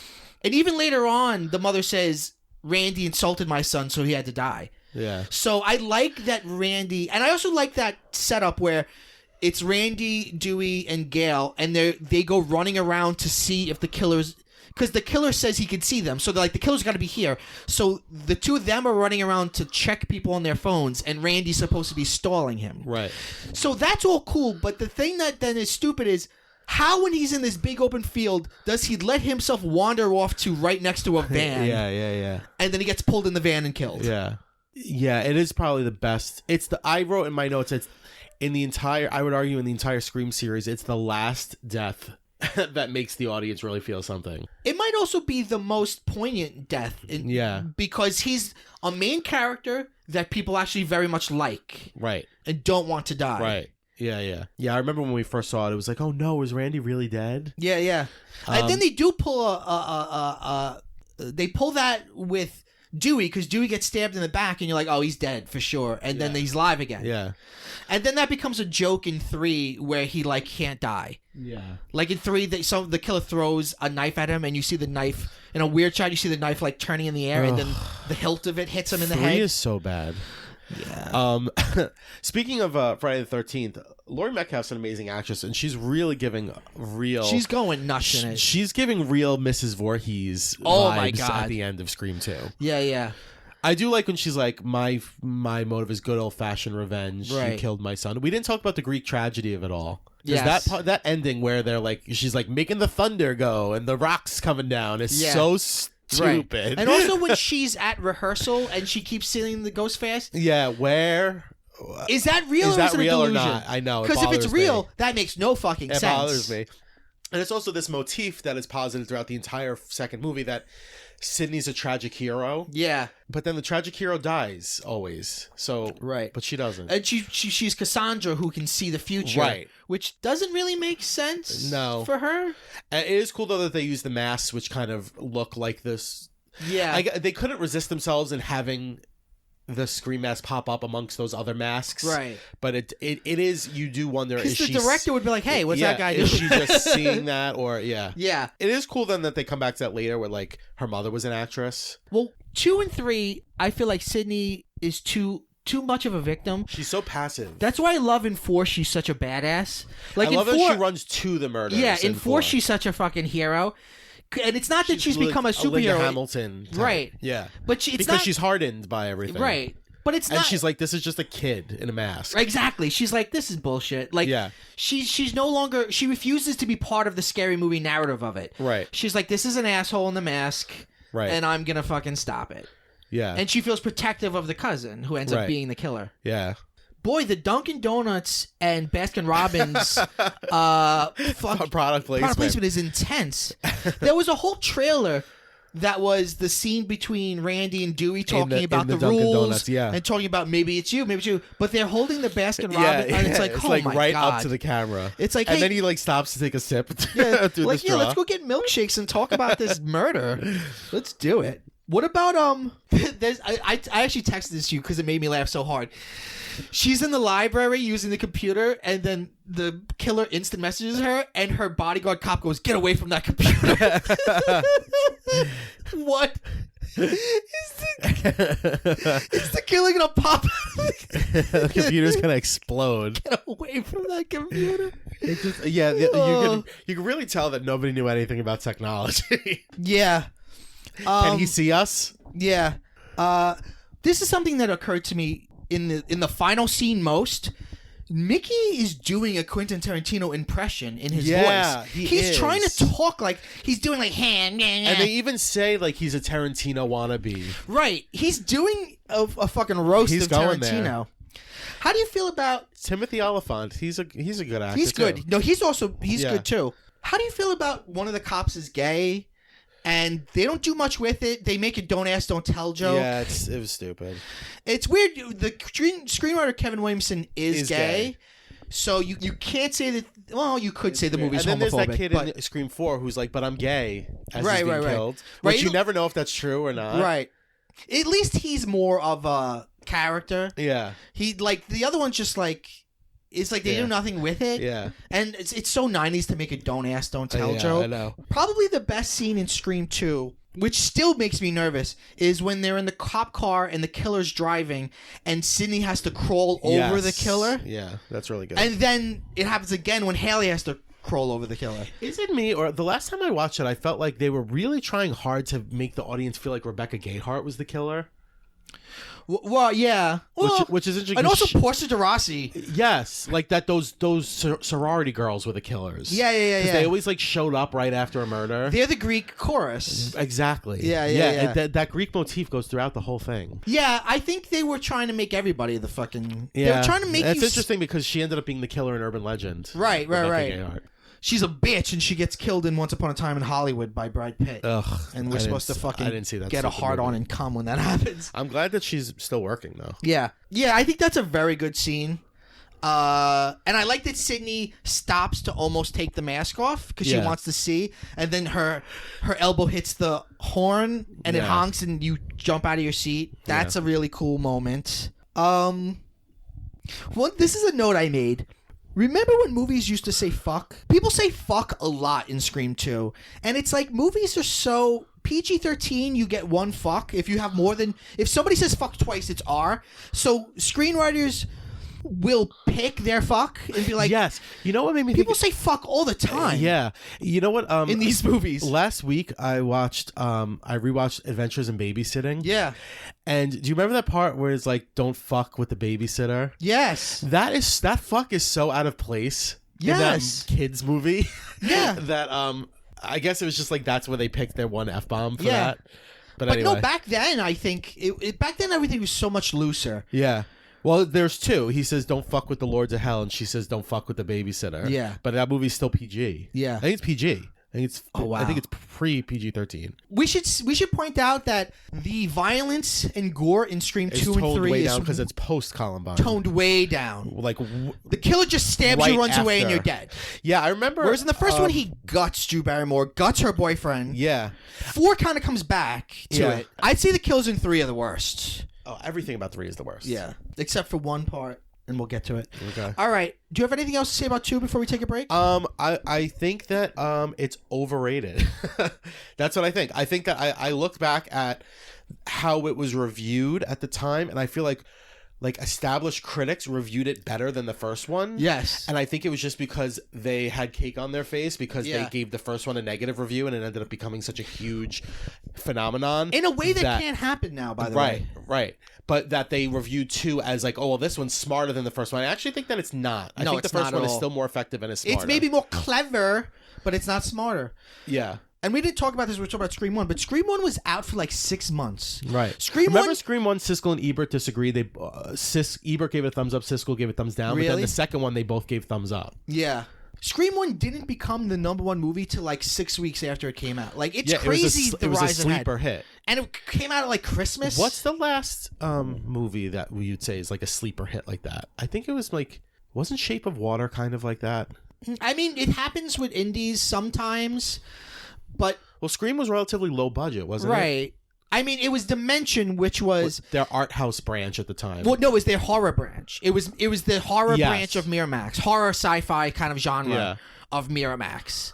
I don't know what would be analogous to that, because now it's just like you got one weekend and that's it. What were you gonna say before you said that can't happen now? Like critics. Oh no, that type of giving the movie time to grow and word of mouth. Yeah. That, I mean, the fact that it was out for so fucking long and they let it be out for so long, you wouldn't have that now. Yeah, it would kind of just like if it didn't perform well, they'd pull it after the first 2 And weeks. it would be immediately on demand. Yeah. Yeah. All right, let's take a break. We'll come back and talk about Scream 3 and 4. Okay.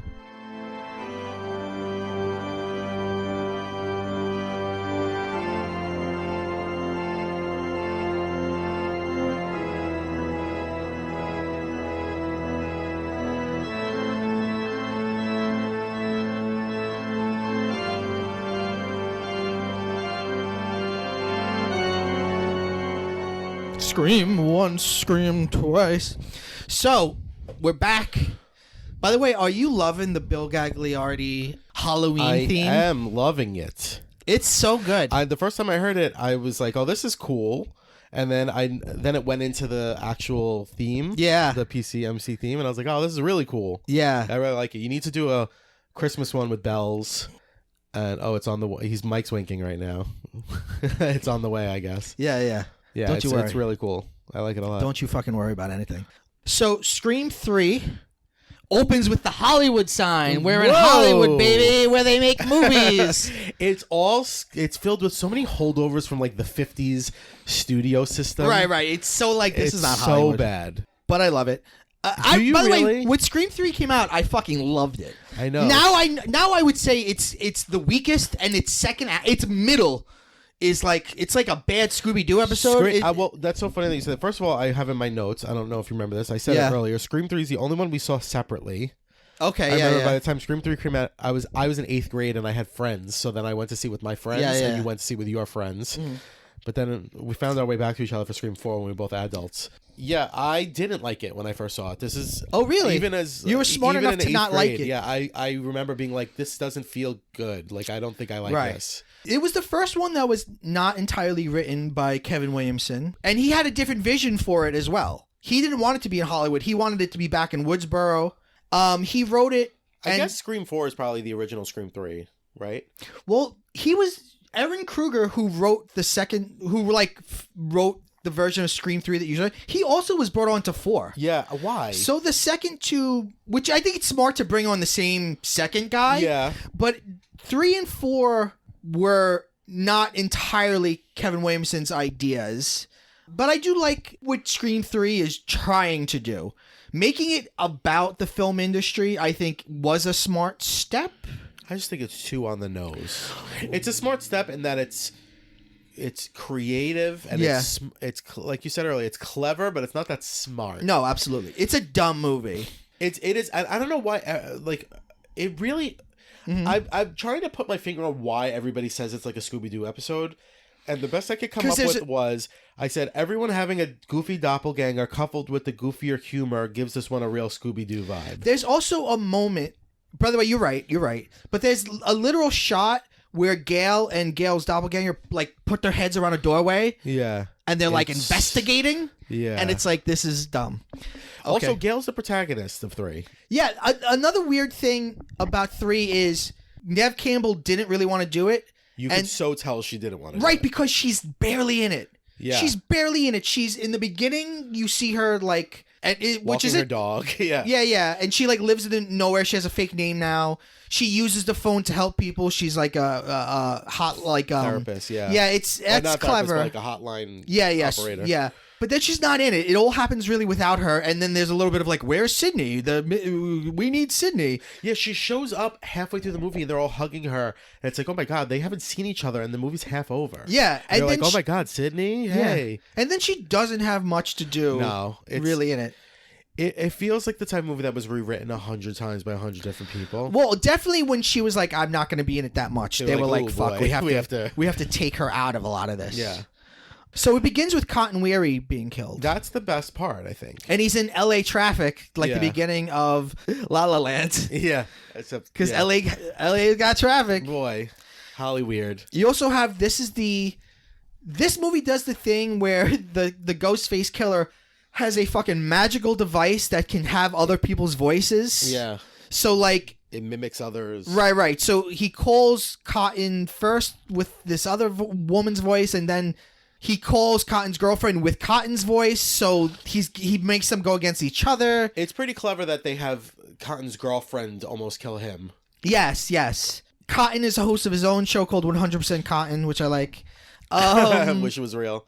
He's an interesting character in that he was just a sort of schmucky guy who had an affair with his married woman and then went to jail for a year. But then he emerges at the end of Scream 2 as like a surprise hero. But kind of an idiot. Yeah. And then in 2 and 3, he's kind of, like Gale, he sort of like wants fame. Yeah. So he dies in the beginning. It's not great. It's at least clever.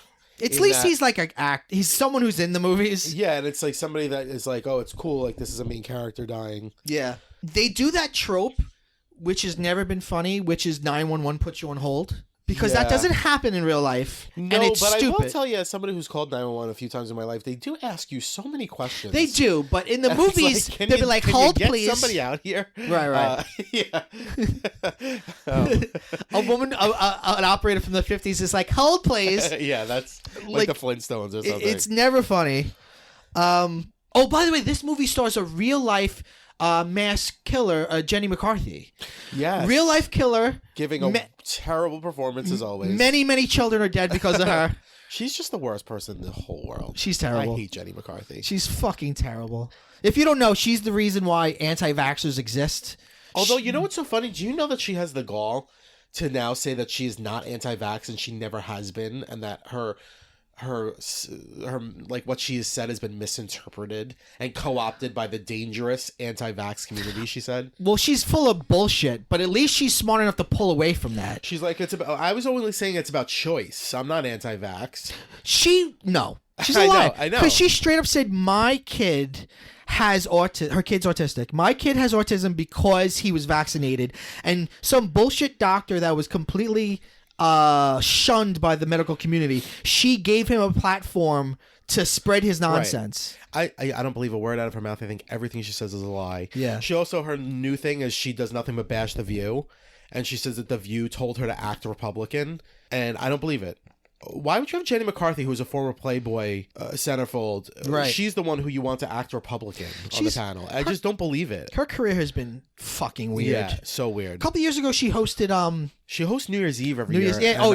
And it's horrible. It's like, what are you at this point? Like, you started off as a Playboy model, and then you had a sketch show. Yeah, she was on Singled Out. You had a sketch comedy show. Yes. Which I remember liking, but I was probably an idiot.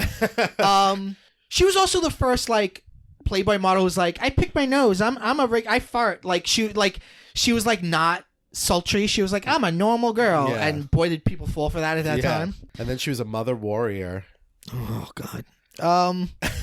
So she gives a horrible performance. I mean, just the movie. I don't know. It's just got so many problems. Right. It's not well written. No, it's not. The performances aren't great. It's goofy. You don't give a shit though? about the new characters at all. No. And they're not even written to be likable. No, really. They're all written to be unlikable. Especially, and Parker Posey gives a good performance, but she's written to be so unlikable. They're all just so annoying. You want them all to die. It's like the only Screw movie where you're kind of rooting for the killer. Right. Because you're like, oh, these are all insufferable LA actor types that I want to die. The guy who plays Dewey is such a dick. I know. And he like insults the real Dewey, so you're like, I wish you'd just die already. And he's the one who dies by fucking house. Yeah. And then there's the red herring of like, they kind of try to make you think that the one who's playing Sydney is the killer. Oh, right, because when the house explodes, well, what happens is because she's like, this movie can't stop because it's my chance to be famous. But also, like, the house explodes and they all roll down the hill, and then she comes from a different place, and they're like, where were you? And she was like, oh, I came down this way. And they were like, Yeah. Then Scooby goes, Tim Allen's there. Yeah. That's so stupid, the house. There's a gas leak, and then a fax comes in that says, like, the person who will die. A fax. Yeah. Or no, the people who will live will be the ones that smell the gas or something. Yeah, and then he's like, so what? stupid. And then, because he lights a flame to... it's so fucking stupid. To have a house explode to kill a character. And listen, God knows I love Carrie Fisher. But her cameo is awful. No. We are so in disagreement about this. Her cameo is so bad. No. Her cameo is the best part of the movie. Is that what you were going to say is the best part of the movie? The joke about, like, the one who slept with George Lucas. Yes! I love it. Come on. I mean, you just love Carrie Fisher, and I do too. But come on. Let me defend this. Although it does harken back to the theme of women having to sleep their way into roles. Yes. Also, She was in Star Wars. She's a big star. Her mother is Debbie Reynolds. Yes. From the classic films Singing in the Rain and Halloween Town to Calibor's Revenge. So there's something old Hollywood about having her in it. She's sassy. She's probably the best actress in the movie. Oh, sure, but it's just stupid. I like that they think she's Carrie Fisher, and she's like, no, I look like her. It went to the one who fucked George Lucas. Yeah. And that's been a running joke. When George Lucas won an AFI Lifetime Achievement Award, she gave it to him, and she said, I hope I slept with you to get the job. Otherwise, who was that guy? Yeah, that was a great joke. Fucking great. She's so funny. She's fucking great. I love her. The worst part would be the Jay and Silent Bob. It's fourth wall breaking, odd, nonsense. Right. It's like a Miramax crossover. Doing? Like it doesn't, because those aren't even horror movies. They don't even talk about Scream in those movies. What? Why? It's because Wes Craven had a cameo in Jay and Silent Bob Strike Back. But that came out after, didn't it? I think they came out at the same time. Well, but they were filmed around the same time. Jay and Silent Bob Strikes Back came out on 9/11. Well, it was out on 9/11. It didn't happen. It didn't just come out that day. But Scream, I think it was way filmed earlier around... because I remember Scream 3. I was in 8th grade, and 9/11 I was in 10th grade. Well, somehow that connection is what did it though, because they were in contact with each other. Okay. Through Harvey Weinstein, the kingmaker. Yeah, absolutely. Yeah, it's stupid. The only thing that's likable about it is that it's fucking short. It's the movie? No. The Jay and Silent Bob. The Jay and Silent Bob thing? Right. But Courtney Cox flips them off. Her character's the worst written in it. She's so cartoony in it. She's so cartoony. You know what I was going to say? Aesthetically, the styling is horrible. Yeah. All the costumes are horrible. Her bangs are. Oh, well, talk about a Greek tragedy. It's become a meme. that her bangs are terrible. Her tiny little bangs are so bad. Yeah. There was a meme that's like, when you feel bad, just remember this was Courtney Cox's hair in Scream 3. And she commented back like, ouch. Maybe that's also what adds to the Scooby-Doo of it all. It's very colorful. Yeah, it is weird looking. It's a weird looking movie. They're all wearing she's wearing like a bright yellow coat throughout. Yeah. It's also silly that Dewey is dating the one who plays her in the movie, and he lives in a trailer on her property. Yeah, and when the stuff with Putty is so bad. That role written for Stone Cold Steve Austin, the wrestler, and when Stone Cold didn't want to do it, they still kept the name Steve Stone. Yeah, it's so bad. And then, but he's also a dick. Yeah. So you want him to die. He says something about his sister being killed, right? Right. He's a dick to Dewey. So you're like, well, fuck this guy. Yeah. Do you think that maybe we're giving them too much credit? But do you think that was on purpose? What? Like, do you think that they wanted to play with audience expectations and make it like, okay, in this kind of Hollywood world, like you sympathize more with the killer than with the victims? That's too much credit, I think. Maybe. I also feel like there was probably a lot of vamping in that movie. There was probably a lot of like, yeah, whatever, go with it. Improv. You know what I mean? Whatever you want to fucking do. Wes Craven was just counting his money. It's just so ungrounded. It's just so all over the fucking place. It is, because the stuff, not only is, Sydney feels like she's in a different movie. Her stuff is so tonally different. Right. It's just, and then there's that weird, like, forced in semi-romance storyline between her and Patrick Dempsey. Which is, boy, is it forced. There's nothing there. There's nothing there, and there's no chemistry. I'm so glad that he wasn't in 4. Yeah, thank God.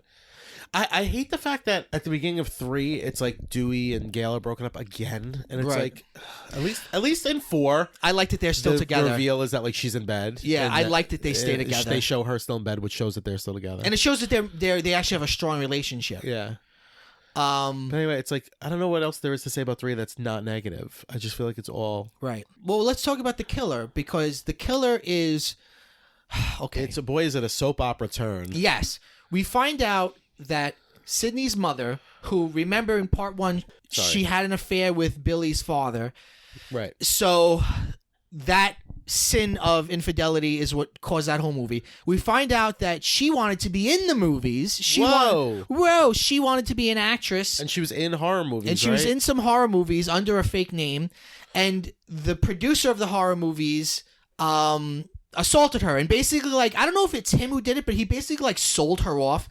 Like, there's some weird like sex party. When they say they fucked her 3 ways from Sunday, it's so hard. Like she was like gang raped. Yeah, it's really violent. Yeah. Like just the way that they say it is so upsetting. And her being gang raped leads to her getting pregnant and having a kid that she puts up for adoption. And that kid is the killer. And he's also the director of Stab 3. So he's Sydney's half brother. Whoa. Da-na-na. But despite her being raped, he feels like I was abandoned. So like he's angry at the mother. And it just, they lean so hard into the mother being a tainted woman. Right. And even Sydney has a scene with her dad where she's like, Mom had so many secrets. Yeah. And it's like, yeah, she was fucking abused. Like, why, to make the mother out to be the villain is so sexist and puritanical. It's bullshit.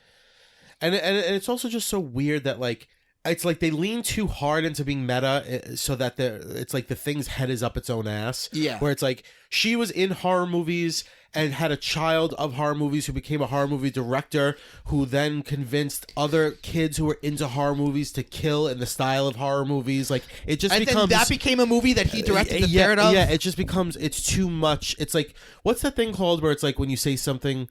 Hat on a hat. Hat on a hat, or like when you say something so many times it loses meaning, like that kind of phenomenon. Yes, like, it's just too much. Yeah, it's way too much. Yeah. Okay, I'm gonna try to find things I like about it. I like Parker Posey.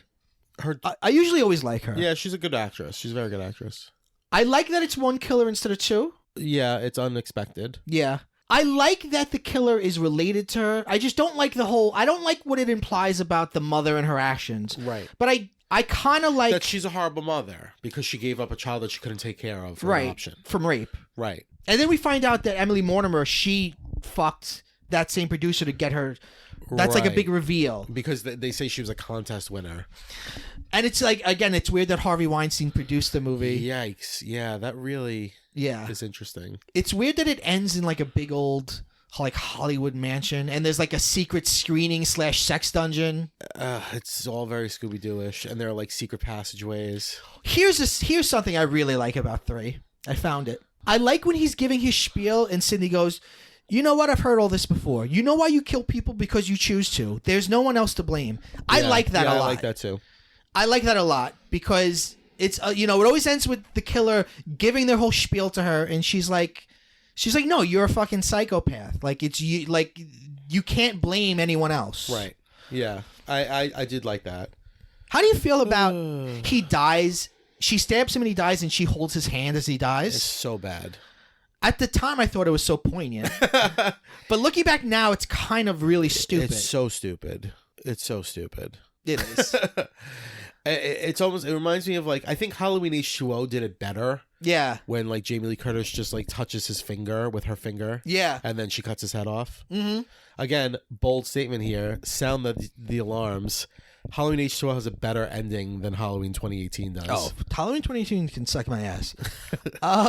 They just finished filming Halloween Kills and Halloween Ends, which is like the 8th Halloween movie Jamie Lee Curtis is in. Can we stop? But she's back. Can we stop acting like this? Talk about meta on top of meta. Halloween H2O has a bunch of Scream references. Yeah, because that was written by Kevin Williamson too. And Scream has a bunch of Halloween references. Yeah, it's just so. Yeah. God, they were really into themselves for a minute there. They're like, we are the smartest filmmakers. Right.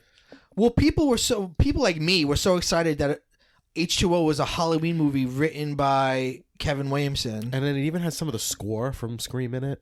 Yeah, because it was rushed. Yeah, God. Still better than the new one, though. Not as a whole movie, I don't think.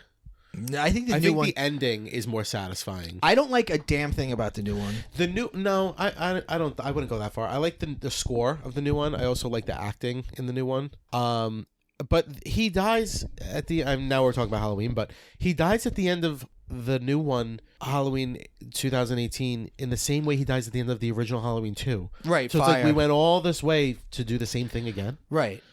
I've talked about this so many times, but the thing that I hate about people's reaction to the new movie is this idea that it's somehow this huge departure when it isn't not at all. Anyway, can we move on to Scream 4, or do you want to say? I've got more. I've got more to say about 3. Oh, okay. Every one of the Scream movies ends with like sort of photo credits where which I always love in movies because it's like I love picture credits. Yeah, because it's kind of like a here's our players. yeah. And gives you a moment with them. And I like that it has the song Red Right Hand as because it really felt like this is closing it as a trilogy. Yeah. And that song is in the first 3 movies. Of course, in 3 he writes there's Scream once, Scream twice. Now you're watching Scream 3. And then isn't it followed immediately by a Creed song? Yeah. Oh, this is the end for us, my friend. I had the soundtrack. Believe me, don't you worry. I had the soundtrack for all 3. I had the score soundtrack for 3. God, yeah, you were obsessed. I was so obsessed with Scream 1. I talked about this on the Crush episode. I had such a huge obsession with. I remember we shared a roommate at the time, and you had like cut out pictures of her. I know. I was obsessed with her. Entertainment Weekly up on your wall. She was the girl next door. Yeah. Oh God, I loved her. And we shared a bunk bed, and I imagine when I was asleep, you were masturbating to those photos. Well, watching Scream 4 this week as a grown man, I was like, she still got it. She's still in great shape. She was great in what's that fucking movie with The Rock? Oh, Skyscraper. She's the mom. What a good movie that was. Her and The Rock had nice chemistry. They did. That was a fantastic movie. The top floor was all mirrors or something. Who cares? It was or great. Something. Can we talk about Randy in Scream 3?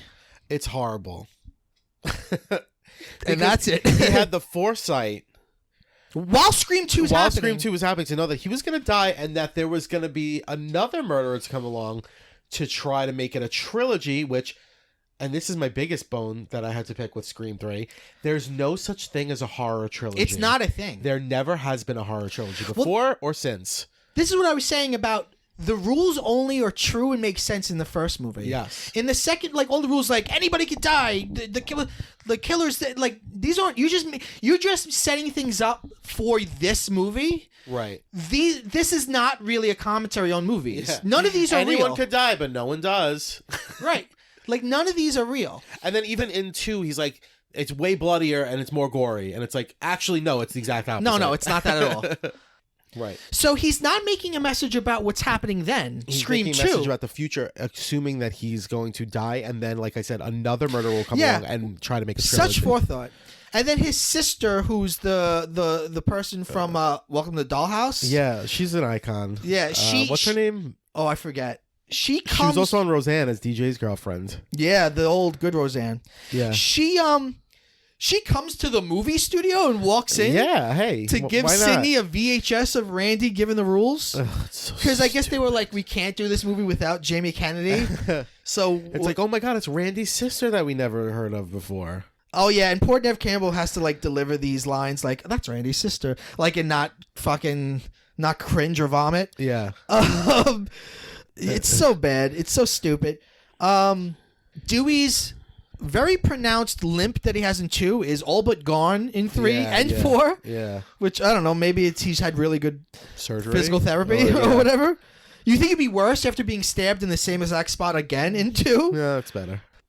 It also makes no sense. Like, if Stab 1 is based on the real thing, and then there's Stab 2, which I suppose is supposed to be based on Scream 2, like, why is Stab 3 back in Woodsboro? Why is it now fictitious? Why is there a Sydney in it? Like, it doesn't make sense what the series is. Like, that they just want to keep milking it. Like, what is the Stab series? I don't know. And by 4, there are 7 or 8 stabs. Yeah. Which Heather Matarazzo. Yes, Heather Matarazzo. Heather Matarazzo right. Is Martha Meeks. Ugh. She flew to give Sydney a VHS and leave. Because she was like, oh, you're going to need this. You're going to need these rules. Scream 3 written by no one. Fuck. Do I have anything left to say about Scream 3? Not really. The using of other people's voices is stupid. It creates interesting like plays, like there'll be phone calls where you don't know if it's real or not as an audience member, which is interesting. But it also doesn't make sense because it's like, what would that do for the actual killer in the movie? Like, it only works for us, the audience. There's a lot of stuff in the Scream movies that are like that, though. Yeah. Oh, wait.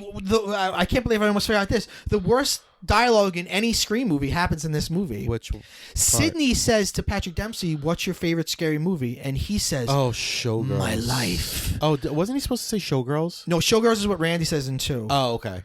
He leans into her in all seriousness and goes, "My life." Oh man, That's his favorite scary movie. His so life. deep. Oh man, and she was like, "I need to fuck this guy." Oh, by the way, before the killer takes his mask off and he says, "I'm the other half of you," were you expecting Nev Campbell in a mustache? Yes. I remember the first time I saw it, I was sitting in the theater, and the killer said, "I'm the other half of you." I was fully expecting it to be Nev Campbell's twin. I'll agree with that. That would have been better. No, it wouldn't have been. I was expecting her playing a male character, but she's got like an evil mustache on or evil something. All right, well, that's Scream 3. Let's move on to Scream 4. So here's what which I want comes to say. out a long time later. Yeah, way later. This is what I want to say about Scream 4 right off the bat. And this is what I wanted to say earlier when we were talking about Halloween 2018. Mm-hmm. Everything, although I do love it, and I think it's the second best Scream movie, everything about this movie seems to have just been slightly off, like just missed the mark, came out maybe a year or two too early. Mm-hmm. And if it had been made a few years later, it would have been a sequel that ignored 2 and 3, and it would have been called Scream 2019. Oh, it would be a straight up reboot, which I don't think is off the table. I don't think reboot. I think it would have been one of these sequels that ignores the other ones, and it would have been like Nev Campbell's back, and the only thing that's happened is Scream 1. Well, it kind of ignores 3. Other than Dewey and Gail being together, there's really no references to 3. No, there isn't, but like Randy's still not there, and it's still very much like Randy dies in Scream 2. 4. Yeah, no, I know. Yeah. But I'm saying I feel like everything about it was just slightly missed the mark. Well, Although like they're making Twitter jokes and yeah, and that's my biggest beef with it is that they don't do nearly enough with smartphones and social media. Right. Like there are still scenes in Scream 4 where they're on phones, like they house talk. phones. There's no texting. Right, and it's like that's not. It doesn't. The first Scream felt real, in the way it reflected the media of the day or the technology of the day, and Scream 4 felt like it was still a few years behind where we really were at the time with smartphones and stuff. You do have and that social thing, media. Yeah, you do have that thing that I like, that the killer. There's a Ghostface app. I like that at this point. The Stab series is a franchise that is famous, right? And people know it more as a movie series than something that ever happened. And in Woodsboro, it's like their claim to fame, which is based on something real. The Town That Dreaded Sundown is a horror movie based on killings that happened in Texarkana. They do that marathon. They show it every year like that. That's interesting. And also, The Town That Dreaded Sundown is referenced in Scream 1. Yes. So I like that. I like that. Even though there's a Randy that works for the film club, I kind of feel like Hayden Panettiere's character is kind of a Randy. She's a girl who's really into horror movies. Yeah. And they use like the killer calls and she says like, "Oh, he's doing Ghostface." Like I like that Ghostface is like an icon. I like the part where he's like asking her a question and she names like a million scary movies. Well, that's a a joke about how many scary movies have been rebooted. Yeah, he's like, "What's the name of the reboot?" And she says all the reboots. Well, this is the thing also where I feel like it's slightly missed the mark in that it was supposed to be like, oh, what happens if somebody tries to make a horror reboot? Right. But it doesn't really feel in itself like it's a reboot. It feels like a tired sequel sometimes. It also, like horror I mean, I guess there are horror reboots, but I don't know. All the rules are, again, I don't know if the rules are like gay characters live. I haven't noticed that. No, I haven't either. Like a lot of the rules, again, it's just like you need rules scene. Right. To set up things in this film. Right. I do like, though, the kids. I think all the kids are pretty good and they feel like... Her boyfriend kind of sucks. She's good. I think that she's always good. You mean Emma Roberts? Emma Roberts, she's good. She is good. I remember some people when we went to see it laughing, though, at the thought that she could be the killer because she's so small. Well, she's like 50 pounds and like 5'2". But you could say the same thing about Laurie Metcalf. Right. I mean, that's kind of a weird inconsistency. Like when the killer is throwing people around and stabbing them, like clearly they are a strong person. Right. Yeah, I like it a lot. I think that it's really clever and smart. Mm-hmm. My only complaint again is that there are effectively no stakes because I don't think anybody expected any of those main three to die, and they don't. if Courtney Cox died when she gets attacked, that would have really raised the stakes. Yes. And that would have, I don't know if you would think that Sydney would die too, but you would at least know that there's consequences to things. Right. It would be a character death similar to Randy's, where you'd be like, oh my God, Gail died. Right. It would make you feel something, like a movie. Right. I do like it though a lot. I like the aesthetic of it being like, I don't know how to express this, but it's like the entire thing is like a simulation of the first one. Mm-hmm, almost tying into like simulacrum stuff that you talk about. Yeah, we were talking about that when we talked about Scream 4. The beginning is very simulacra, where it's like folding in on, it's so meta it folds in on itself. But even the rest of the movie too, where it's like they're in Woodsboro and it looks like the first one. Yeah. And it's almost like they're reliving the first one in a way. And right. They're trying to recreate the first one. Right. The killer is not copycatting the real kills. The killer is trying copycatting to remake a the movie almost. Yeah. Kind of. Yeah. But then again, it always ends up being a more personal thing. Right. And it always, always ends up being a member of someone's family. Right. It's always a member of Sid's family, Holy except shit. for the second one, it's Billy's mother. It's a family. And the first one, it's not either her family. Oh, true. But no, you bring up a good point that I think of. She was, her half brother and her cousin have tried to kill her. Cousin tried to kill her, and her mother was murdered. It's like really the Prescotts have a real soapy family. Right. There's an interesting thing in 4 that I like, where they say like Sydney's the Grim Reaper. Like if you're around her, you die. Yeah. Like people like that's an interesting thing. I also like that she wrote her own book, Out of Darkness. Right. And she's sort of I don't know. She's almost like a self-help figure. Right. And she's stronger. Like there's the really cool scene where you think he says, I'm in the closet, and you think he's in the closet. That's the best part of it. Right, you think he's in Hayden Panettiere's closet, but he's in the girl next door's closet. Yeah, and the fact that there's 2 kids that can see each other through the windows is a lot like a Nightmare on Elm Street. Yeah.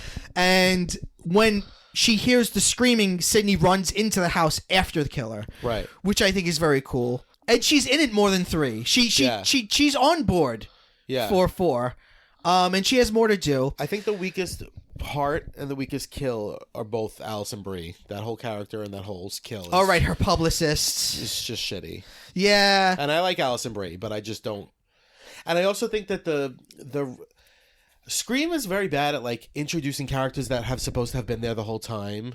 Oh, the cousin and the aunt? The cousin and the aunt, I guess you can forgive, but the cop that was a classmate of hers at Woodsboro High School, who was never in any of the other ones. I like that character. I like her too, but it's I like that she's the new Dewey. Yeah, but like, shouldn't she have been in one then? You know, like yeah. I feel like the Scream movies in general have a lot of those characters. Well, that's because they want you to think it could be her. Right. She has that moment where there's an attack, and then there's not an attack. Sydney is in a hallway, and then she sees her and she jumps. She's like, "Oh, sorry, I didn't see you." And then I guess she's the deputy. She steps out of the darkness and she's like, "Oh, sorry. Remember we were in class together." And I think that's the big moment of she could do it. But I like that she like makes lemon squares for Dewey, and she worships Dewey, and like she's a dick to Gail because she has a crush on Dewey. I kind of like that. Wasn't that supposed to be someone else originally? Oh, I think that was supposed to be Lake Bell. Yes, it was supposed to be Lake Bell. But she's good. I like it. I like that in the end she kind of helps save the day. Yeah. One thing that I find clever in it is there's the big party, which is like how it would end, but then after the party, there's just a little get-together in love. It's really just friends hanging out in a house, like 5 friends, and that's the end. Yeah. But even the end is in the hospital later on. I put that in my notes, too. I thought it was a good departure that you see them in the hospital, and the movie kind of continues after you think it's going to be over. Yeah. And I like that last shot, that last like taxi driver shot of like she kind of got the fame she wanted. Yes. Is cool. I also like there's a shot that seems very inspired by Sunset Boulevard.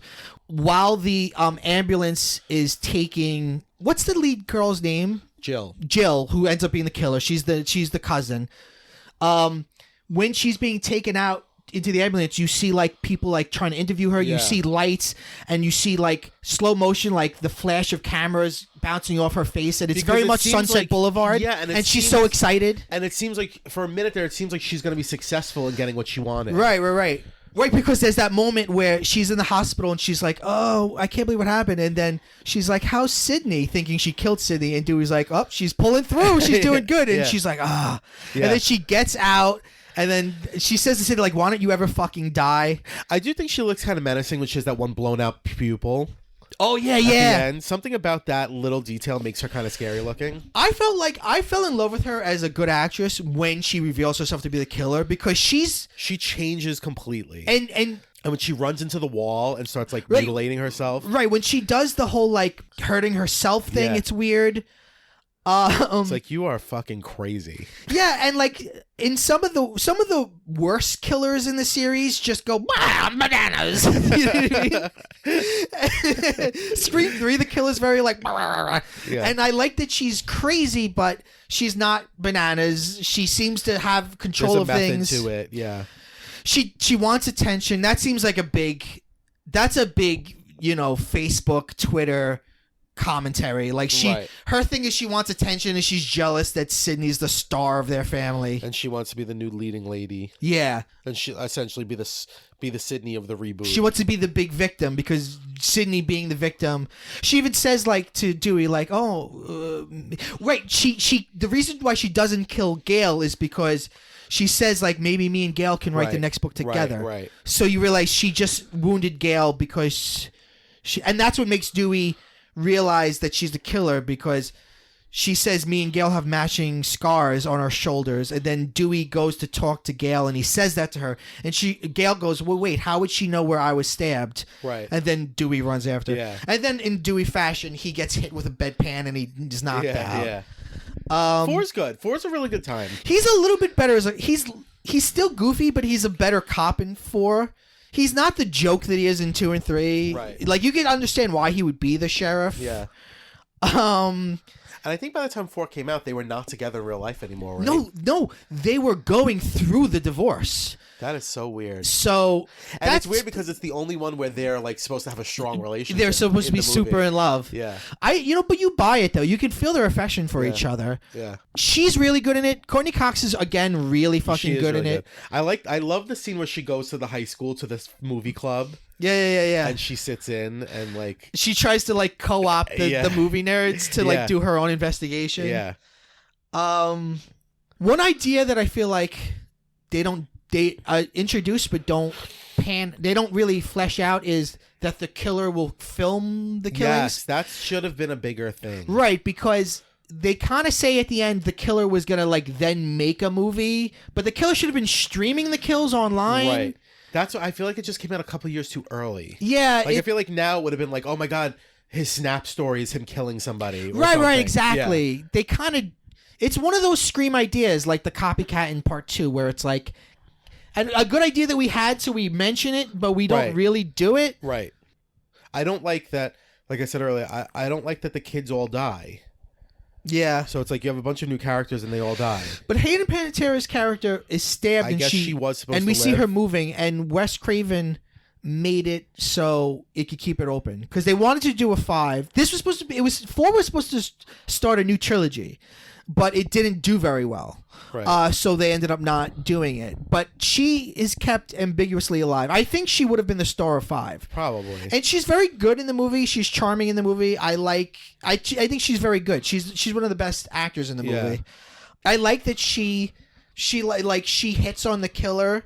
Like the killer, one of his things is that everyone ignores him because he's a nerd, and then she hits on him and makes out with him that night. Right. So when he stabs her, he's like, "You notice me now after all this? We've been in school for years." Yeah. But I also like that's a cool scene, her death, because he's tied up in a chair like the boyfriend from Stu. part 1. And then No, not Stu. What was the boyfriend's name? Steve. And she unties him thinking she's saving him, and then he stabs her. Yeah. That's a cool moment. Yeah. The boyfriend's kind of a dud character. I mean, it's got that problem where it's like, there's the big 3 that aren't going to die, and here's a bunch of kids. There's the new class. Right, and they're all going to fucking die. Yeah. It is clever that Jill's the killer, because in the meta movie, in the movie, she's the Sydney, so it's clever that she's the killer. She's not really the protagonist of the movie. She's not, but she like makes it so that she would frame it As she's the protagonist. As she's the protagonist. She's the and new that, Sydney. And that the killer was who? The boyfriend, right? She's going to make the boyfriend the killer. So she's just going to pin it all on him. Right. Sydney was like, I knew you were going to do that. Right. When the boyfriend's like, when she stabs the boyfriend, Sydney's like, Sydney's seen it all before. Yeah. Like she almost kind of, in a maternal way, like feels bad for him. Yeah. Almost. Where she's just like, I knew that was... She's kind of like a mother figure throughout. And kind of like, I guess, going off of what she says in 3, she's sort of seen all this shit before. Yeah. She knows these are just teenagers in a mask. Right. She, like, refuses to be part of the meta nature of it. Right. She just sees it for what it is. The movie does feel like kind of an old man making a criticism of millennials. Like, all you kids want is fame. All you... Yeah. Like, there's a scene where... the deputy says to Jill, like, put your hands up or whatever, and then Jill shoots her and is like, don't tell me what to do. It's like, it feels like like a criticism that's coming from a different place. Yeah. This is the last movie directed by Wes Craven. Yeah. Some interesting thing. I always forget that he died. Yeah. Well, I mean, one interesting thing is that there's no other horror series that, even though it falls apart, there's no other horror series that holds together the way Scream does. Well, there's no other horror series that has protagonists that stay throughout. And director that stays throughout. That's true. All 4 are directed by the same person. 4 is edited by someone else. It's almost the same crew for everyone. You've got Nev Campbell in everyone. Yeah. That's really inconsistent when you look at like the Jasons and the Freddys. Well, even Freddy, he didn't have anything to do with 2. He came back for 3. He brought back Heather Langenkamp, but then Heather Langenkamp dies. Yeah. So he killed her off in 3. Yeah, it's true. One thing that happens in this movie is the killer steals people's phones and makes the phone call from other people's phones, which is clever, but I also feel like it's a necessity. Yeah. Because people will be in other people's phones. Right, exactly. And no one answers calls that you don't know. Right. The smartest sequence is definitely the opening. Yeah. Although I feel my criticism has always been that it feels in reverse order. Right. The second group doesn't. The real one feels like it should be the fakest. Yeah. And the first one feels like the most real. Where it's 2 girls that are just like actual teenagers. Well, and I like when she's like, oh, I got a few texts. I love you. Where are you? I'm going to kill you. Yeah. And then there are 2 ghost faces. Right. Which I remember when we saw it in theaters. It was like, whoa. But then you see them being like, I guess it's the real girls are like, how is the beginning of Stab 7 Stab 3? Right. It so like folds in on itself. And then you've got the weird thing where you've got probably the 2 biggest stars in the movie. Oh, it's Anna Paquin and Kristen Bell. And they're like talking, they're like, and they make a joke about over-articulated teenagers and stuff. Yeah. But then Kristen Bell stabs Anna Paquin. Yeah. And out of nowhere. 8 or whatever. Yeah. It's clever. It's clever, but it's also... And you're right, and we talked about this last time, they really shouldn't have cut that line where the girl says, you're not real. Right, because the whole thing why they would cut that. Right, I agree. And also, they cut that on the wall, it's in blood, it said, what's your favorite scary movie? That's in the trailer, but not in the actual movie. That would be good, yeah. It just would have been so clever to have the character say, you're not real, because the whole thing is about it's become a movie. Like, the Ghostface is a movie character. Right. Not any real person that anyone knows. And they were just watching a Stab movie, and now they're being killed by the Ghostface. So, do you have anything left to say about Scream 4? Not really. I really like it. As I said, my definitive ranking, 1, 4, 2, 3. That would be mine. I think it's better. I think it's definitely way better than 2. That would be mine too, and I imagine that would be a lot of people's. 1, 4, really? 2, 3. I feel like a lot of people shit on 4. Well, I feel like maybe you're right. Yeah, I'm in agreement with you. Yeah. Most people agree that 3 is the worst. But 2 is the one where you've got some 2 diehards out there. Yeah. And you've got some people that are like, 2 doesn't work that much. 2 doesn't hold up as well as 1. They made it way too quick. They made it within a year. Yeah. It's crazy how fast they turned around for 2. Yeah, because I remember 1 came out around Christmas of 96, and 2 came out like Halloween of 97. Yeah. So it was like 10 months. It's a little half-baked. Yeah. Oh, yeah. And 3 they took a little bit more time with, but that didn't help. No, that didn't help. 3, they were like a couple years, then 3 came out. And then they were like 12 years before 4 came out. Yes. After 3. I do wish they had done a 5. But that brings me to the last thing I want to talk about. The series. Oh, boy. This is where everyone turns it off. there is a Scream TV series. Technically, there are 2 Scream TV series. And we can't talk about them a lot because Anthony hasn't seen a second of them. Not a lick. And I've only watched the first episode of the first series and like 30 minutes of the second series. So, the first series is produced by MTV. It is the killer wears a mask that is more human. It's inspired by the Ghostface mask, but it's not the Ghostface mask. And it was some legal reason why they couldn't do it. It is technically produced by Wes Craven, but I think he might have been dead already, and it was a contractual obligation that he got a credit. But he has nothing to do with it. But he has nothing to do with it. It's kind of like the Buffy series. Every episode is produced by the director of the Buffy movie, but she literally had not a thing to do with the Buffy series. Okay. It's just sometimes in a contract it'll say if you ever make a TV series on it, you get a producer credit. In the second series, Wes Craven's been dead like a year or so it's really egregious when it says produced by Wes Craven. It's like, that's a dead person. Yeah. The first series. So it's 2 separate? I know it's on 2 separate networks. Is it literally 2 separate series, or did they just do major retooling for the second season? There's 3 seasons or 2 series. There's season 1 and season 2 of the first one. Okay. And that's connected, and then the third one reboots it. Okay. And the third one's produced by MTV, but aired on VH1. And they also aired it in like a 3-night event, meaning they just dumped it very quickly. Okay. Because they did like 2 or 3 episodes a night. Mm-hmm. It was like, just take it. Like they did with that Heathers TV show. Right, exactly. Nobody mentioned Sydney or Woodsboro or any. It seems that in this series, it is a reboot. Like there isn't a stab series. So you do have a little bit of self-reflexive nature, but it's not like the Scream sequels have. Okay. But it's also not a reboot in the sense that like the main character isn't a Sydney. It's sort of like just the thing that a lot of people say about it is it has that weird, boring sincerity that the Teen Wolf series had. That I guess is a big part of MTV dramas now. They're super melodramatic and slow. Right, and lack humor. Right, which is like Scream is mostly defined by its humorous wink at horror movies.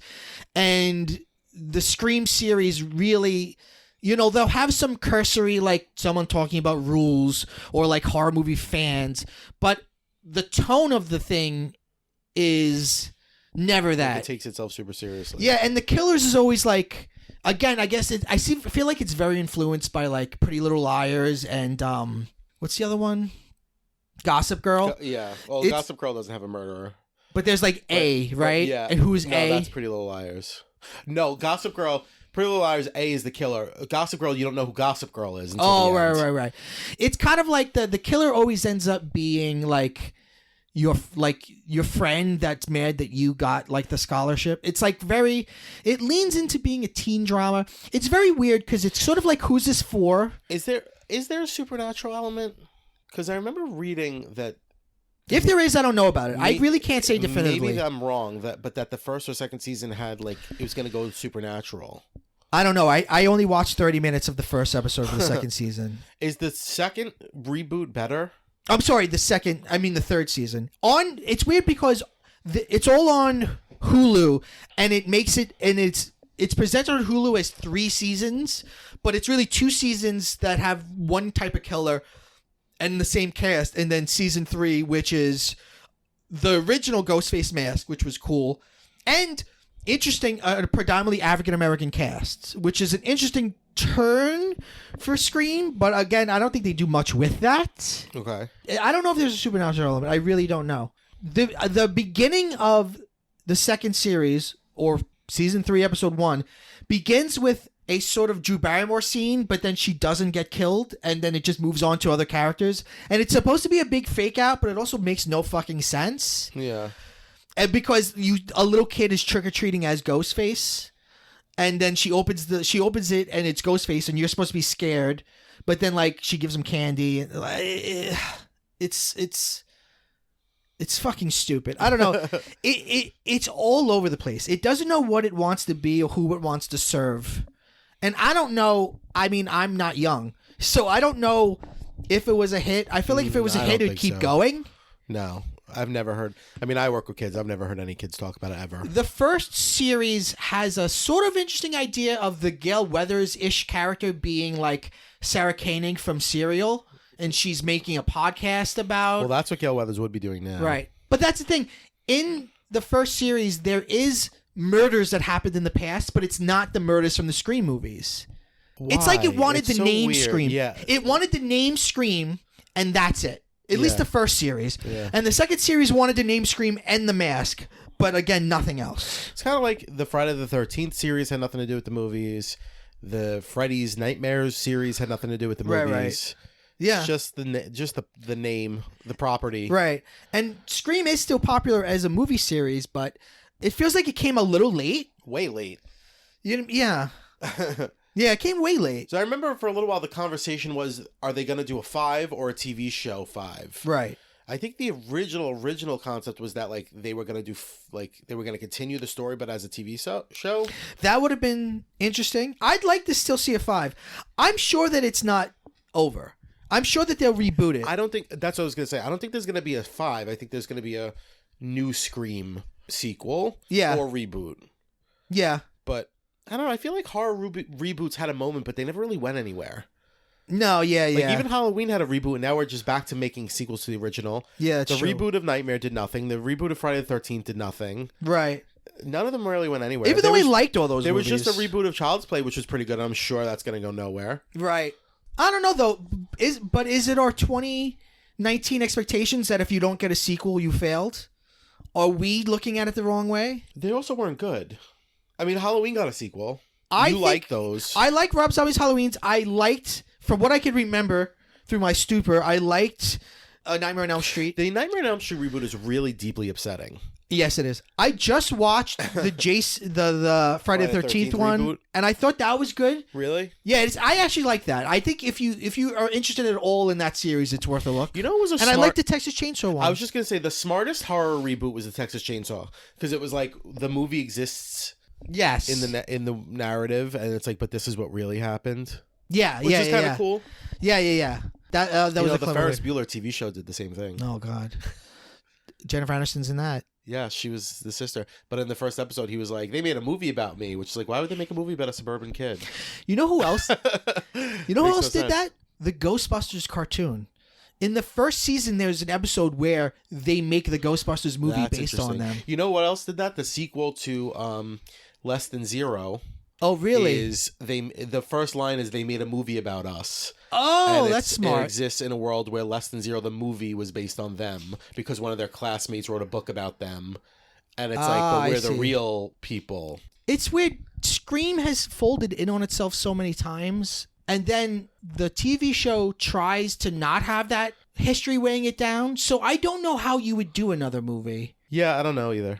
I think you could do like they did with Halloween 2018, make it Scream 2019 or 2020. Oh, and really just ignore. That's what I'm saying. I think that somebody in Hollywood is thinking that's the best way to go. And you get Nev Campbell we'll have back? Nev Campbell back. We'll have Randy back. We'll have everybody back. We'll pretend that only one happened. Whoa. And we'll just go based on that. There's weird fan theories that the reason 3 is stupid is because it's all a movie. Like that the movie is a movie. That's it. It's a weird way of reading it. Yeah.